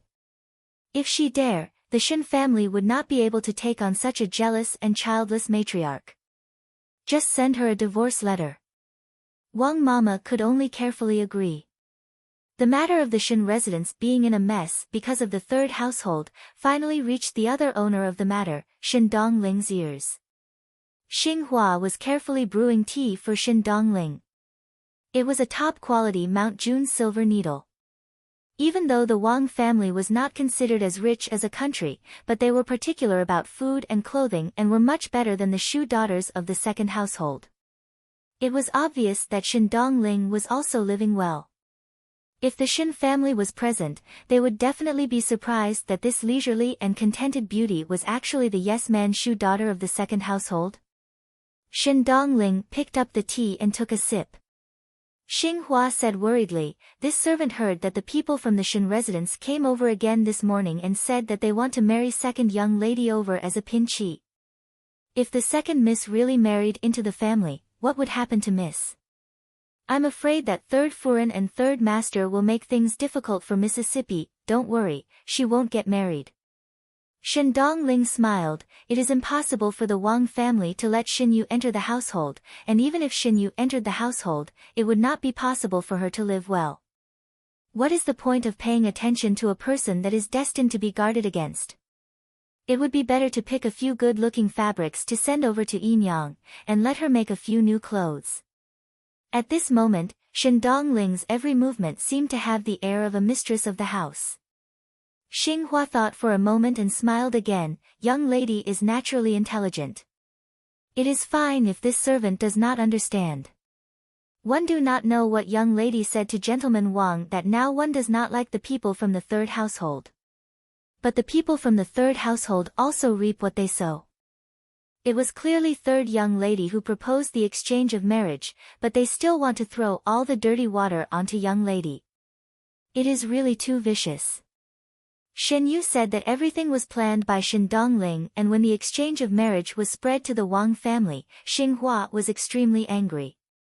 At the beginning when Shen Yu begged Shen Dongling to replace her in the marriage, she clearly said that she would not implicate Shen Dongling and turned her head to cast her aside. The skill of changing one's face was just too fast. Xinghua scoffed at it. If not, why would it be said that Shen Wan was intelligent for a lifetime but muddled for a moment? The reason why the Wang family did not like the third household was because Shen Dongling said one sentence to Wang Bai. Shen Yu was in love with Prince Ding, Fu Xiuyi, and the third household also had the intention to stand at Fu Xiuyi's side.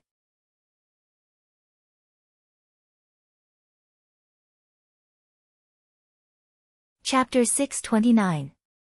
Shen Wan wholeheartedly wanted Shen Yu to dispel the idea of marrying to Fu Xiuyi and picked the Wang family because in the fight for the heir apparent, the Wang family did not stand on Fu Xiuyi's side. In the end, Shen Yu admired Prince Ding and the third household of the Shen family supported Prince Ding. If Wang Bai married Shen Yu, it would inevitably cause trouble in the future. If the Wang family and the third household of the Shen family were to marry, there would inevitably be discord in the future. Thus, as long as the Wang family was not stupid, they would not let Shen Yu enter the doors. Even Shen Dongling's exchange of marriage was a blessing for the Wang family. Was it not good to be able to cut off the relationship with Prince Ding? Shen Yu and the Wang family's fate was destined to be broken. But Shen Dongling would not feel pity or sympathy because of this. What you sow, what you reap. All of this was Shen Yu's own sin, so naturally she had to swallow the bitter fruit herself. To let Shen Yu marry in the name of a Pin Fei was the Wang family deliberately making things difficult.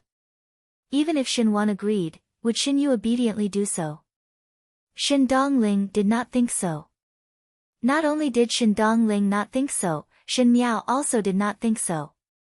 Jingzhe said, the Shen residence is in a big mess. This time the show really makes one feel lively. Shen Miao smiled without a care, perhaps. The bigger the mess, the more we are able to cut off the relationship with it. Jingzhe looked at Shen Miao and walked to the side to whisper to Guyu, what happened to young lady these few days? Why is one not in a good mood? Guyu was startled and looked over to Shen Miao's side. She saw Shen Miao sitting in the courtyard and her book was not flipped. Her hand was supporting her chin as she looked at the sky lazily, not knowing what she was thinking about. Seems to be a little. Guyu also nodded her head, these few days there is no spirit no matter what. More than spirit. Jingzhe shook her head, if it was in the past, young lady would be somewhat happy to see the Shen residence fall into misfortune. Now the Shen residence is in a mess, but young lady only waved her hands when she heard it and seemed to have no interest. Could it be that one is sick? Able to eat and drink, able to walk and jump. What kind of illness would be like this? Guyu rolled her eyes, do you think this is lovesickness? Who is suffering from lovesickness? A voice came from behind and both of them jumped in shock. When they turned back to look, it was Luo Ling walking over. Jingzhe and Guyu quickly greeted, this servant greets Biao young master. Luo Ling waved his hands and walked over to Shen Miao in front of the stone table. When he walked over to Shen Miao's side, he saw that Shen Miao was still sitting in a daze and asked, youngest Biao sister? Shen Miao turned her head back and when she saw Luo Ling, she smiled, older brother Ling. Luo Ling sat down opposite Shen Miao. His right hand was still not recovered but Shen Qiu had found a left-handed sword technique manual for Luo Ling and these days he really started to seriously practice with his left hand. His state of mind was much more open, and the way he talked was even better than before. He seemed to be even more warm like a piece of jade. Occasionally when he walked out, there would be young ladies who shyly peeking at him. Hearing Luo Tan's joke, several young ladies of official families in the Ding capital secretly fancied Luo Ling. Luo Ling said, what is Biao youngest sister thinking about that you are so lost in thought? Shen Miao smiled gently, nothing much. just sitting in a daze. Luo Ling thought of the lovesickness that Jingzhe and Gu Yu were talking about and his heart sank. He looked at Shin Miao and asked without any trace, one thought that Biao youngest sister has reached the age of marriage and thus became somewhat mischievous. Shin Miao did not seem to understand Luo Ling's words and said lightly, talking about the age of marriage, perhaps it is Biao older sister Tan who is anxious. Luo Ling smiled and said, that is also true. Shin Miao looked at Luo Ling, why is older brother Ling looking for me? Luo Ling was startled and a trace of awkwardness could not help but rise on his handsome face. He originally came over to take a look at Shin Miao, and when Shin Miao asked him about it in such a serious manner, he did not know how to answer. But he suddenly had an idea. Oh, a few days ago Biao youngest sister gave me some pastries and it is somewhat too sweet, so I came over to tell Biao youngest sister about it.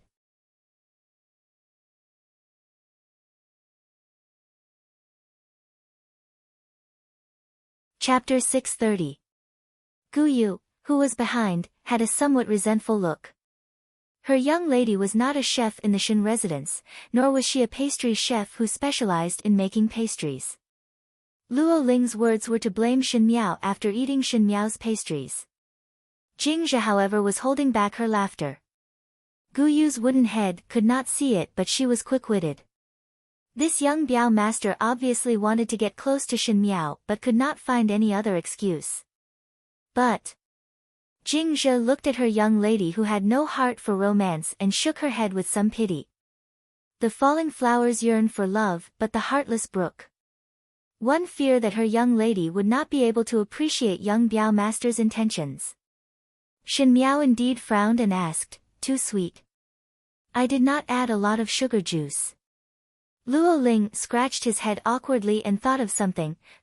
Tanner once said that Biao youngest sister knows how to make fruit juice flavored pastries. Is it possible to make that with me next time? Shin Miao was startled. Luo Tan often came to Shin Miao's courtyard to talk to Shin Miao, and occasionally the pastries that were placed on the table would be eaten without hesitation. Shin Miao tried to make those pastries herself. After all, she had not made them in her entire life, thus it was inevitable that she was a little unfamiliar with it. But Luo Tan felt that it was very delicious and ate the whole basket of pastries. That pastries were mixed with fruit juice, which was the taste of the imperial family of the Great Liang. Previously Xie Jingxing asked Shin Miao to make 2 baskets of pastries for him to fill his stomach when he was silencing people. Afterwards Princess Ming'an was really killed by Xie Jingxing, but the 2 baskets of pastries were given to Xie Jingxing.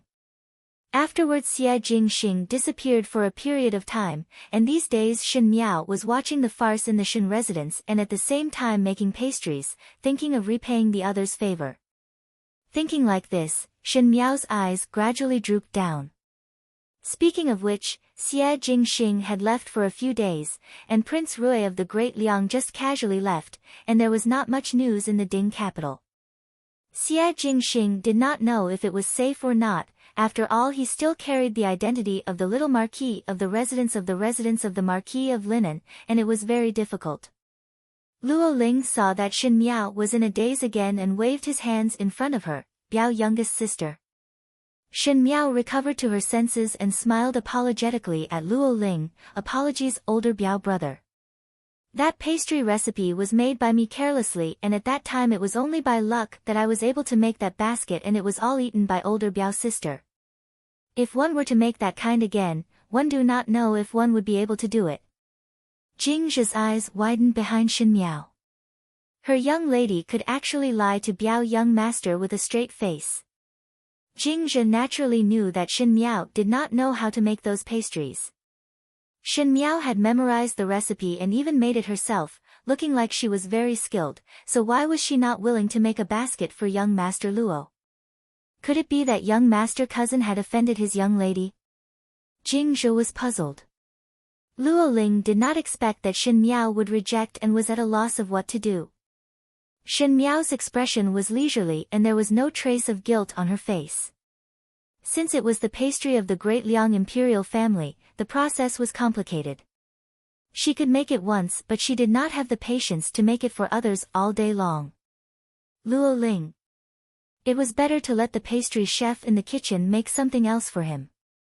As they were talking at this end, they did not think that their cheerful and witty appearance would be seen by another person far away under the eaves. That person's white robes fluttered as he waved his paper fan and had the appearance of an elegant gentleman. It was Gao Yang. After Xie Jingxing left, Gao Yang followed Xie Jingxing's instructions and stayed in the Shen mansion, saying that he wanted to look at Luo Ling's injuries. Thus it was convenient to see Shen Miao's movements at all times. With one look, it was not a big deal as he could see Luo Ling and Shen Miao talking in such a lively manner. Gao Yang's gaze towards Luo Ling carried some sympathy before looking at Shen Miao and shaking his head before sighing deeply.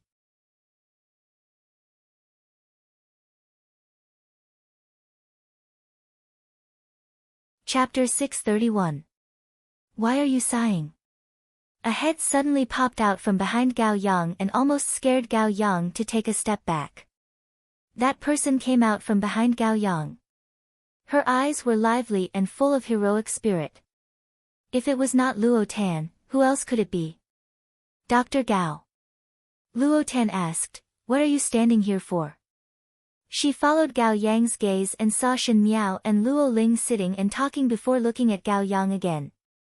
Gao Yang felt somewhat uneasy when he was stared at by Luo Tan's strange gaze, but he saw Luo Tan suddenly speaking, "I know.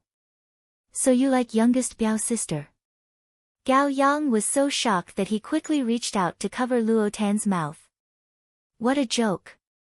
Xie Jingxing did not only send him alone in the Shen mansion, there were also other secret guards. If any blabbermouthed secret guard were to say this to Xie Jingxing, then he would not need to stay in Mingqi anymore. Gao Yang looked at Luo Tan who was struggling in his hands and a trace of helplessness flashed across his heart. Luo Tan was someone who specially found trouble for him and was scammed more than once. Luo Tan finally broke free from Gao Yang's hands and most likely realized that her voice was too loud, so she lowered her voice, but her expression was still proud as if she had caught hold of Gao Yang's weakness. She said, "So you like youngest Biao's sister? So you are jealous. Do not think yourself clever." Gao Yang said, "This one does not dare to have any thoughts about fifth Shen young lady." Luo Tan's lips twitched, "At least you have self-knowledge. My youngest Biao's sister is such a smart and good-looking young lady and it is hard to find one in the Ding capital. You are a doctor and still want to be delusional.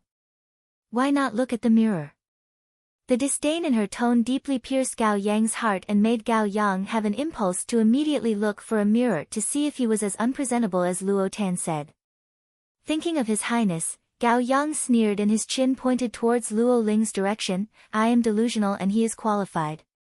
Luo Tan looked at Luo Ling and sighed, "Older brother Ling is very good but unfortunately he is not youngest Biao's sister's husband." These words were somewhat out of Gao Yang's expectations as he thought that Luo Tan would wholeheartedly protect her own older Biao brother and asked, "Oh? Why do you say that?" Biao younger sister is a person with her own ideas and brother Ling's personality is too gentle, so there is no spark between them. I think Biao younger sister only treats brother Ling as a brother. Luo Tan felt it was a pity. You still know what sparks are? Gao Yang was surprised and immediately asked, "Then tell me, who can your little cousin ignite sparks with?" Gao Yang was just casually teasing Luo Tan, but did not think that Luo Tan would really seriously ponder over it before finally saying, "Someone like Prince Rui." Gao Yang was taken aback. Prince Rui is good-looking and mysterious. He is also a person who values affection and righteousness and should be the only good man in this world. A person like my youngest Biao's sister should be worthy of such a husband. But, it's probably just a thought.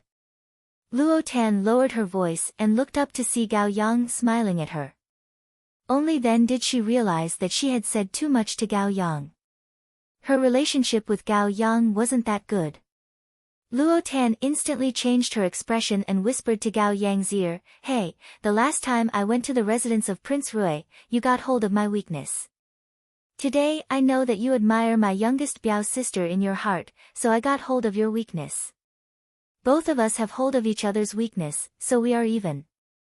In the future you can forget about using the matter of the residence of Prince Rui to threaten me. Be careful that I will tell youngest Biao's sister about your schemes and you will not be able to lift your head up in front of her for the rest of your life. Luo Tan said fiercely. Gao Yang really did not know whether to laugh or cry. In fact, compared to Shen Miao, he was more afraid of Xie Jingxing. However, seeing how Luo Tan was acting all smart and crafty, the corners of her eyebrows and eyes were full of quick-wittedness, he suddenly became interested. He leaned closer and said, "Good. Then let us get hold of each other's weakness, how about it?" He was born to be as graceful as a jade gentleman, and when he leaned closer to speak, he was also very handsome.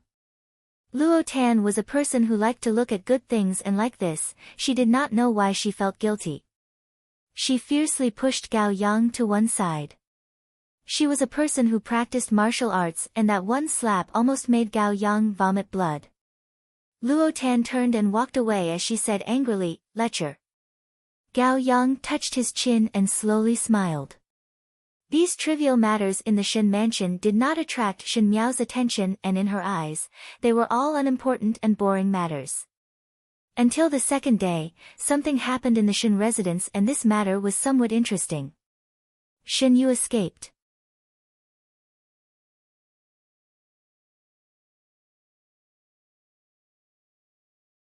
Chapter 632. The Shen residence was currently in an uproar. Most likely it was because Shen Wan said that he wanted Shen Yu to marry into the Wang family as a second wife that made Shen Yu panic, and in the situation where Shen Yu could not find a way, she actually made a bold move and escaped from the Shen residence. Before leaving, she even packed up all the valuable gold and silver items in the room and carried a large load for Chen Roqiu. Naturally Shen Wan was unable to restrain his anger and roared at Chen Roqiu, "I asked you to look after her, how could she escape?" Chen Roqiu's heart naturally had lingering fear. She loved her daughter and did not completely put Shen Yu under house arrest like what Shen Wan said, but she did not think that her feelings of love for her daughter would be used by Shen Yu.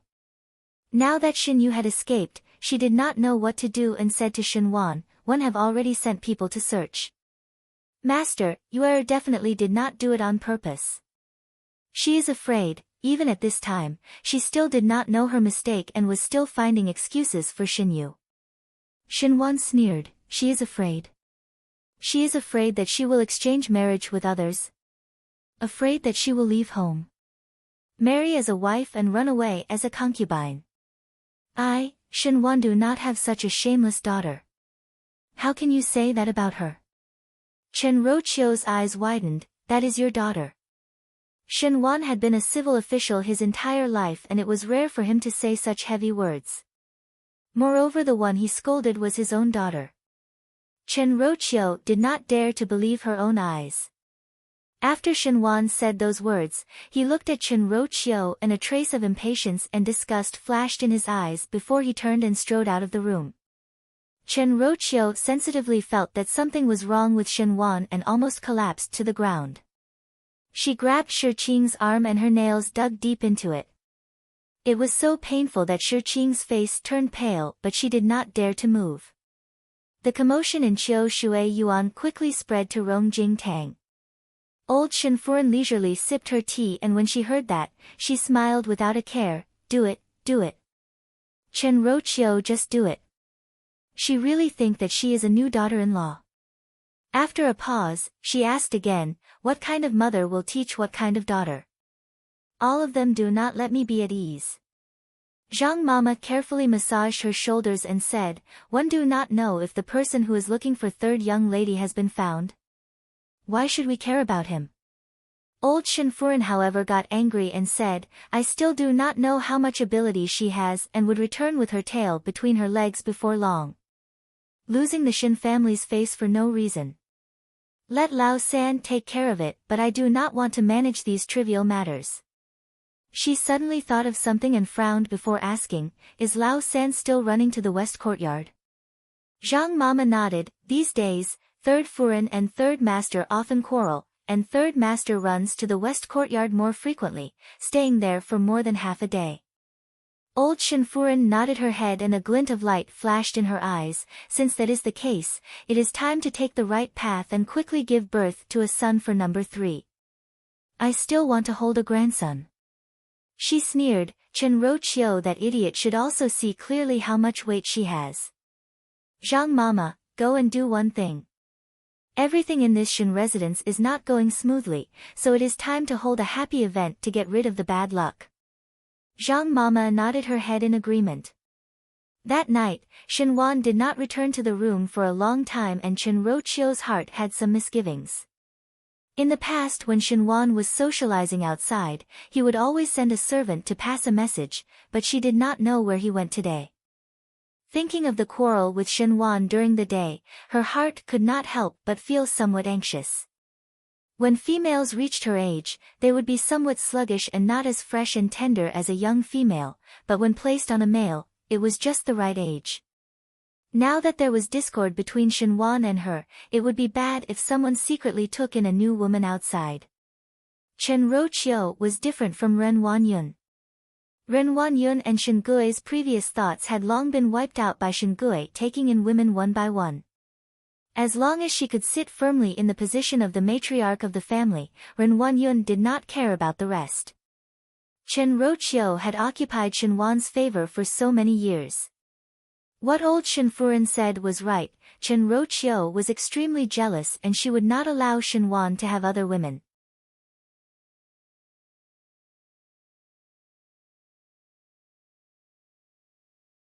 Chapter 633. Thinking of this, Chenro Chio was somewhat restless. Hua Yi walked in from outside and said, Furen, old Furen had obtained a few bolts of cloth and asked you to send one over to young lady Chang. Old Shinfuren had always not placed Chang Zaiqing in her eyes and usually treated it as if there was no such person in the residence, so why would she think of Chang Zaiqing today?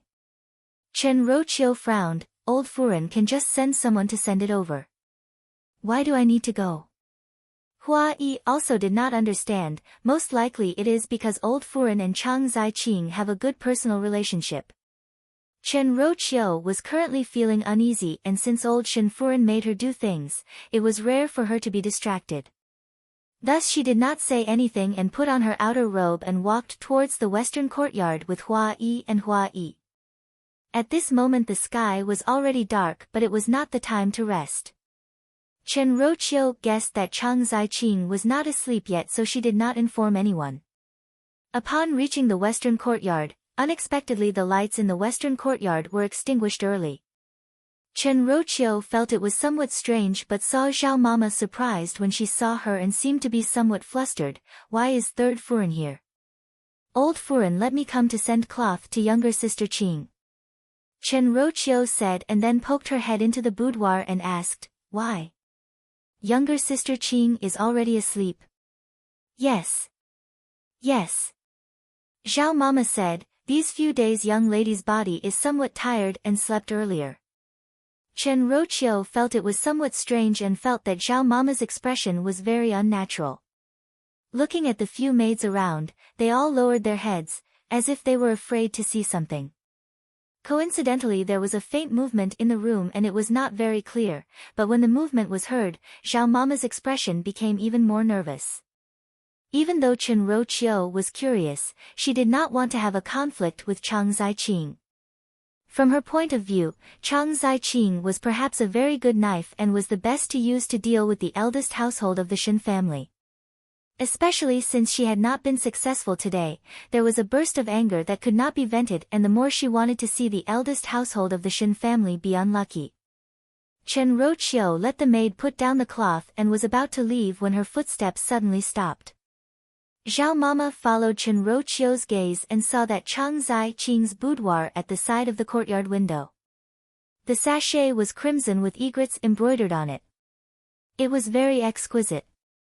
Chenro Chio walked over and took the sachet. It was too late for Granny Zhao to stop them. When Shi Qing and Hua Yi saw the sachet, they couldn't help but open their mouths.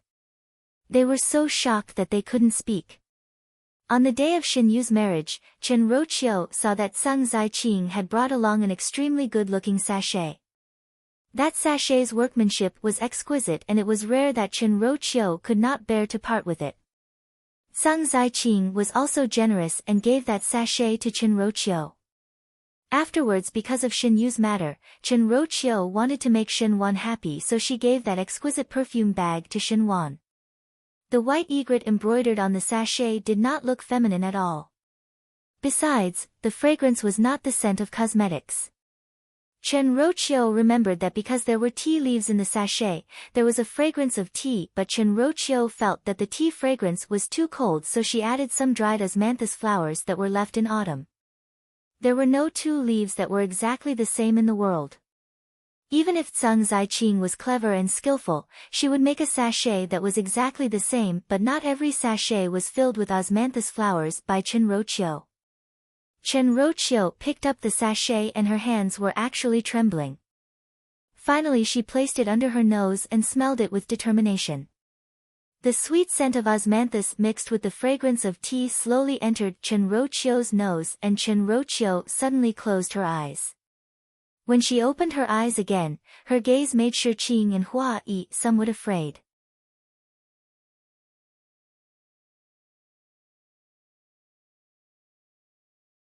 Chapter 634. She suddenly turned towards Xiao Mama, and before Xiao Mama's flustered expression could be put away, it fell into Chen Roqiu's eyes. Chen Roqiu sneered and said, "Do all of you really think that I am a fool?" Finishing, she quickly walked towards Zhang Ziqing's boudoir and was about to break the door open. Furen must not. Xiao Mama hurriedly stopped her. Chen Roqiu asked, "Why not?" Xiao Mama was unable to speak. Chen Roqiu's heart could not help but sink and only felt that it was about to be torn apart. However, the more painful it was, the colder her face became. She said to Shi Qing and Hua Yi, "Smash. Ruthlessly smash it for me. I would like to see which pair of adulterers are shamelessly doing such illicit things in a place like my Shenfu." Smash. Shi Qing and Hua Yi did not dare to disobey the orders and immediately went forward to smash the door open. Chen Roqiu conveniently took a lamp at the side and did not wait for Xiao Mama to stop her before walking in. The heater in the room was burning brightly. Clothes, shoes, and jewelry were scattered all over the floor.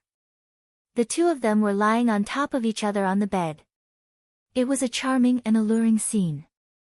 That female's cheeks were pink and she was embarrassed, but that male unhurriedly pulled the clothes over to cover both of their bodies. When one turned around to look, it was Shen Wan. The room was filled with the fragrance of wine. It was obvious that they were drunk and sleeping together, but it could not be described as a mistake. One had feelings and one had intentions. Chen Roqiu and Shen Wan had been husband and wife for so many years. If Shen Wan did not like it, why would he let Zhang Ziqing do it? Moreover, this was Zhang Ziqing's courtyard and it was Shen Wan who took the initiative to come over. Chen Roqiu closed her eyes and fiercely held back the tears that were about to overflow and screamed, "Adulterous couple." The wind blew in the night. In a place a few hundred li away from the Ding capital, there was an inn. A purple-clad youth sat at the table in the middle and looked at the letter in his hands. In a flash, he raised his hand and threw the letter into the brazier at the side, and the letter instantly turned into ashes. "Master, there is a letter from the great Liang." The secret guard Nan Qi by the side said, "His Majesty urges you to quickly return." "No need to care about him." Xie Jingxing said without much care, "After the matter is done, I will naturally return. His Majesty is afraid that you will delay the matter." Nan Qi said, "The people at the other end are also paying attention to Ming Qi's movements. Previously His Majesty said that he would choose a consort for you, and after a while, it is almost time. If Master still does not return at this time, one fear that there will be delays." Xie Jingxing glanced at Nan Qi and Nan Qi immediately kept quiet, but his heart was filled with bitterness. Emperor Yongle had always been a man of his word, and his master was lawless. The servants caught in the middle became the most difficult to deal with. Moreover, the matter of choosing a concubine, others were not clear about it, but these secret guards who followed Xie Jingxing could see it clearly. Xie Jingxing was obviously somewhat special towards the young lady of the Shen family. Not to mention what Emperor Yongle thought of this matter, the Dark Guards felt that this was an extremely unreliable matter. Shen Miao was a Ming Qi's person, so how would the Shen family agree to their own daughter getting involved with the great Liang's people? But they did not dare to say these words in front of their master. If their master was not happy, they would be sent to guard the tower prison and the gains would not make up for the losses. Imperial older brother is bored all day. Xie Jingxing said, if one is really bored, one can go back and tell him about the Qin country's plans so that he will not worry about things that he should not worry about. Nan Qi wiped the sweat off his head.